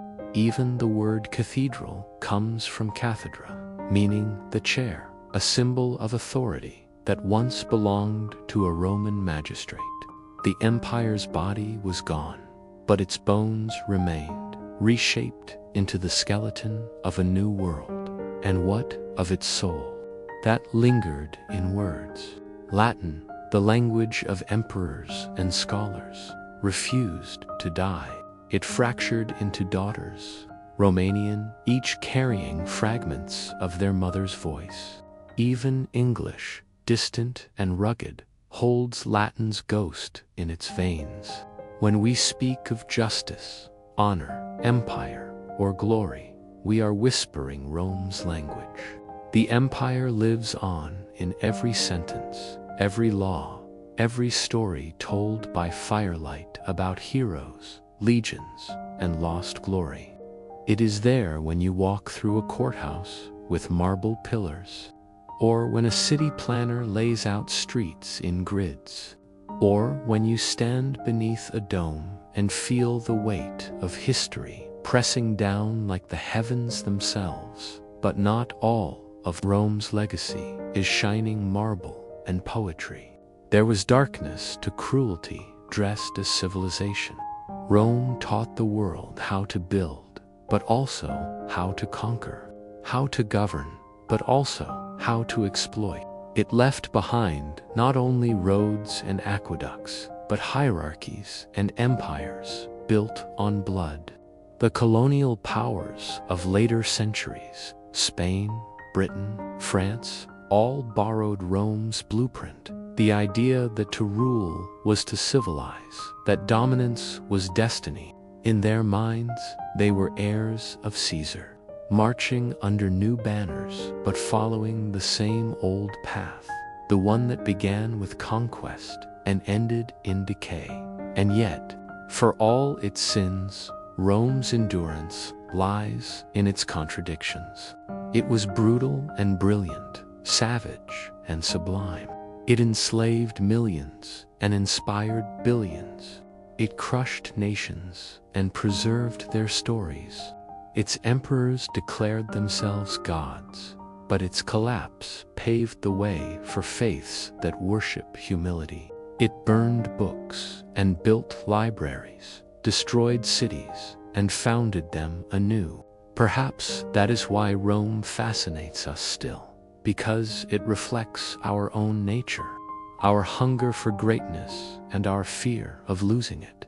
The Romans built their empire on ambition, and that same ambition still drives us today in our politics, our cities, even our dreams.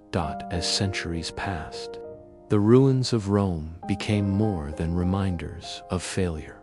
They became symbols of resilience. Renaissance artists would one day wander through those broken columns, sketching the remnants of temples and arches. From their imaginations came a rebirth, a renaissance, literally rebirth, of Roman thought and beauty. Michelangelo's domes, Raphael's paintings, even the rules of perspective in art, all drew from the geometry of Rome. Poets like Dante and Petrarch spoke of the eternal city not as a corpse, but as a sleeping god waiting to awaken.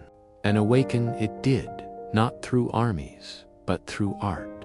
Rome lived again, not in conquest, but in culture. In that rebirth lies a lesson. Empires may die, but ideas do not.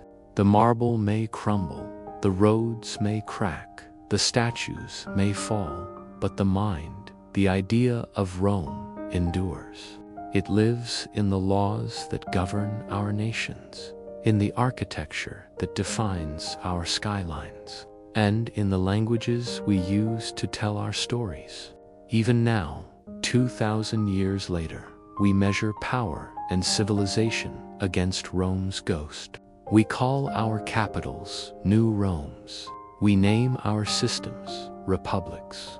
We build senates, forums, and courts, all echoes of a world that once was. So, if you ever stand before the ruins of the Colosseum at dusk, when the sky turns purple and gold, close your eyes for a moment. Listen, beneath the hum of the modern city, beneath the footsteps of tourists and the clicking of cameras, rhythmic sound of sandals on stone, the whisper of Latin prayers, the distant roar of a crowd that has been silent for 15 centuries. It is not the sound of ghosts, but of memory, the empire refusing to die. For Rome was never just a city, nor merely an empire. It was an idea, and ideas, like stars, do not burn out easily. They fade, they flicker, but even in the darkest night, their light still reaches us. So sleep, traveler of time, knowing that the Roman Empire still lives in the laws that govern you, in the words you speak, in the cities that rise around you. Its story is not over. It simply continues in quieter forms. For every civilization that comes after Rome carries a piece of its heart, both the glory and the warning. And perhaps, in the end, that is why history never really sleeps. It dreams, and in its dreams, the eternal city still stands, bathed in the golden light of an everlasting dawn. If you stand among the ruins of the Roman Forum at night, when the city has fallen quiet and the marble glows faintly beneath the moon, you can almost feel the weight of 1,000 stories pressing through the stones. The wind drifts through broken columns and arches, whispering in a language older than any alive today. Those whispers carry lessons, not shouted, but sighed, about power, pride, and the strange fragility of human greatness. The Romans believed their empire was eternal. They carved that belief into stone, minted it into coins, and taught it to their children as a fact of nature, as unshakable as the sunrise. But history, it seems, has a sense of irony. For all its roads, armies, and emperors, Rome could not defeat time itself. And in that truth lies its greatest lesson, that nothing made by human hands can last forever, but the desire to create something lasting never dies. Rome's first lesson is about ambition. From a cluster of huts beside the Tiber River, the Romans built the most powerful empire the world had ever known. They did not inherit greatness, they constructed it, brick by brick, road by road, victory by victory. And yet, ambition has two faces. It drives creation, but it also breeds greed. The same fire that built the empire also burned it down. The Romans sought glory, not only in battle, but in excess, in monuments that reached the heavens, in banquets that lasted for days, in wars fought more for pride than necessity. Their expansion was unstoppable until it wasn't. When every border had been conquered, they turned inward, and the same ambition that had driven them outward began to eat them from within. They forgot that greatness is not just power over others, but mastery of oneself. The fall of Rome, in many ways, was not caused by barbarians at the gates, but by the slow erosion of discipline and purpose behind them. The second lesson is about comfort. When the empire reached its height, its citizens grew used to ease the flowing water of aqueducts, the warmth of public baths, the abundance of bread and wine. Generations were born into luxury they had not earned, and so they forgot how to endure. The old Roman virtues, disciplina, gravitas, faded into words carved on forgotten statues. Comfort dulled their edge, and when hard times came, famine, plague, invasion, they were unprepared. Civilizations often die not because they are destroyed, but because they forget how to struggle. In the quiet years of peace, Rome lost its hunger, and with it, it is a warning whispered through time. Comfort, though sweet, can make us fragile. The third lesson lies in the danger of pride. The Romans called their empire the Mare Nostrum, our sea. They believed the world belonged to them by divine right. They saw themselves as bringers of order to chaos, of civilization to savagery. And for a time, they were right. Their roads connected continents. Their laws tamed wilderness. Their culture bridged languages. But pride, when unchecked, becomes blindness. Rome began to see its power as proof of its goodness. Conquest became destiny. Oppression became governance, and cruelty was justified as the price of progress. When you believe you are eternal, you stop listening to the world. You stop learning. The empire fell not only because it was attacked, but because it could no longer see itself clearly. The lesson is not that power corrupts, but that the illusion of infallibility destroys from within. Another whisper rises from the stones, a gentler one, about resilience. Though Rome fell, its essence endured. The ruins did not vanish. They became foundations. The ideas that once fueled its greatness, law, architecture, literature, philosophy, survived its collapse and seeded the future. Every time humanity rebuilds after destruction, it is, in some small way, Roman. The Renaissance, democracy, even modern engineering, all carry traces of that endurance. Rome teaches that failure is not the end. Every ruin is a beginning waiting to be reborn. What matters is not how long we stand, but what we leave behind when we fall. The next lesson is perhaps the quietest, the one hidden beneath all the grandeur. It is about humility. Rome's leaders often saw themselves as gods. They built statues higher than temples, demanded worship, and claimed divine favor in every victory. But the gods they tried to imitate, Jupiter, Mars, Venus, have long since faded into myth. What remains are the nameless, the builders, the slaves, the soldiers who carried the empire on their backs. The cobbler who repaired sandals for marching legions, the woman who sold figs in the marketplace, the scribe who copied laws by candlelight. They are Rome's true immortals. Their labor, not the emperor's egos, built the world. When we speak of Rome, we should remember them. History often crowns the few, but is carried by the many. And then there is the final lesson. the one that lingers like the scent of dust and rain in the air of the Forum. It is about memory. The Romans were obsessed with being remembered. They built arches to celebrate victories, carved names into every monument, and wrote epics to outlast death. But time has humbled them. Most names have been erased, most faces forgotten, and even their gods are gone. And yet, paradoxically, the more we forget their names, the more powerful their memory becomes.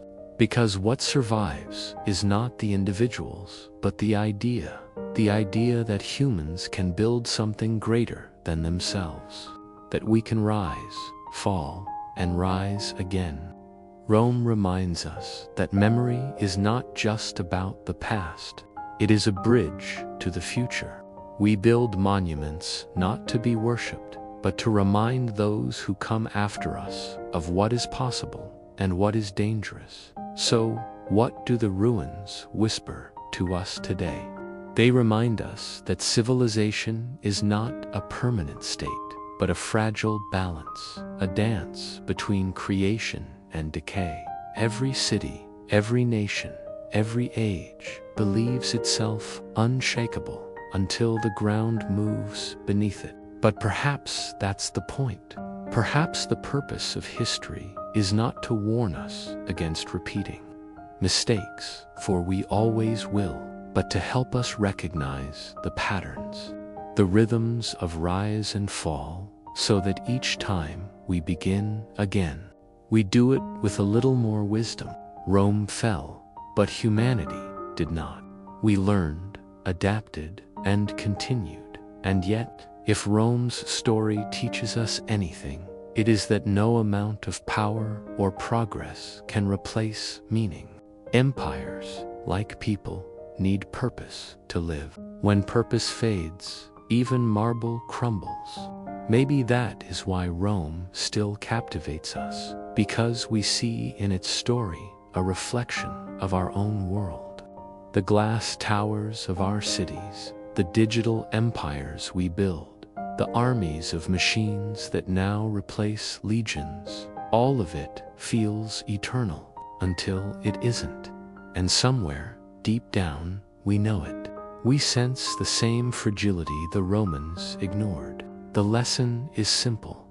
Build, but do not forget why. Progress without soul is just noise. So let the ruins of Rome stand as both warning and comfort. Warning, because they show how even the greatest can fall. Comfort, because they prove that beauty can survive collapse. Walk through the Colosseum at sunset, touch the warm stone, and you will feel it, the pulse of history, steady and patient. The empire is gone, but its echo still beats in the walls, in the language, in the very air. The Romans are dust, but their dream of greatness, of endurance, of meaning, still breathes through us. Perhaps that is the final, unspoken lesson of Rome, that while nothing lasts forever, everything leaves a trace. History, when you listen closely enough, breathes. It sighs through the cracks in old walls, hums through the dust of forgotten libraries, and murmurs beneath the marble bones of fallen empires.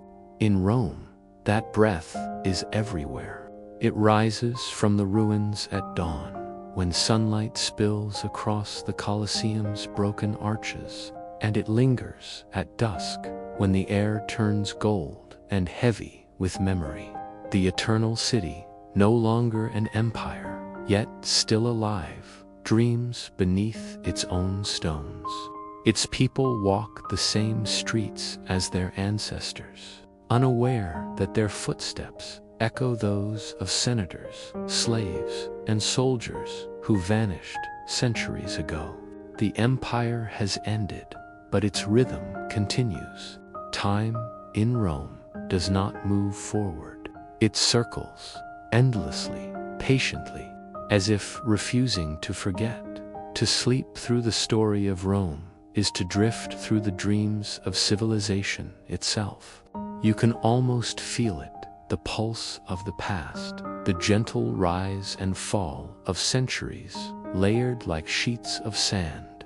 Beneath every cobblestone lies a buried lifetime, the laughter of a child in the forum, the clatter of chariot wheels on stone, the murmur of a poet reciting lines to the gods. And deeper still, beneath the ashes of empire and the soil of time, lies something softer, a lesson that history keeps whispering, that all greatness, no matter how vast, is made of moments. A civilization is not built in centuries, but in seconds, in the choices of those who live within it. Rome teaches us that even eternity can grow tired. Its emperors built monuments to defy death, and yet every column eventually cracked. Its armies conquered the world, but not themselves. Its poets wrote of glory, but their verses often ended in lament. The empire that named itself eternal learned, at last, that even marble turns to dust. But in that collapse, there was a strange beauty, a peace that no victory could bring, because when the noise of conquest faded, what remained was silence. And in that silence, Rome began to dream again, not of power, but of memory. That is how history works. It forgets loudly, but remembers quietly. Centuries after the legions disappeared, monks in candlelit rooms copied Roman texts by hand, their inked quills trembling over parchment. Renaissance artists walked among the ruins and imagined angels in the cracks of fallen gods. Philosophers looked to Rome's laws and rebuilt nations. The ruins did not fade, they transformed. Every generation finds something new within them. Some see warning, others see wonder. Some study them as relics, others worship them as proof that humanity can build beauty even in impermanence. Walk with me now through the Rome that remains. The streets are narrow, the air thick with the scent of stone, warmed by centuries of sun. You pass the Pantheon, still standing after 2,000 years, its oculus open to the sky, a perfect circle framing eternity. Rain has fallen through that opening for millennia, touching emperors and tourists alike. Inside, the air feels sacred, as if time itself pauses in reverence. The dome was once a temple to all gods. Now it is a church to one. Rome has changed, but it has never stopped believing in something greater than itself. Further down the hill, the Colosseum rests like a sleeping giant. Grass grows where lions once hunted. The air carries no screams now, only the low hum of wind and the distant sound of traffic. You imagine the crowd that once filled this place, 50,000 voices roaring as the gates opened, the sand trembling beneath the feet of men and beasts. That same sand lies beneath your shoes now, but it has forgotten the blood. The world moves on. What was once a theater of death is now a monument to endurance.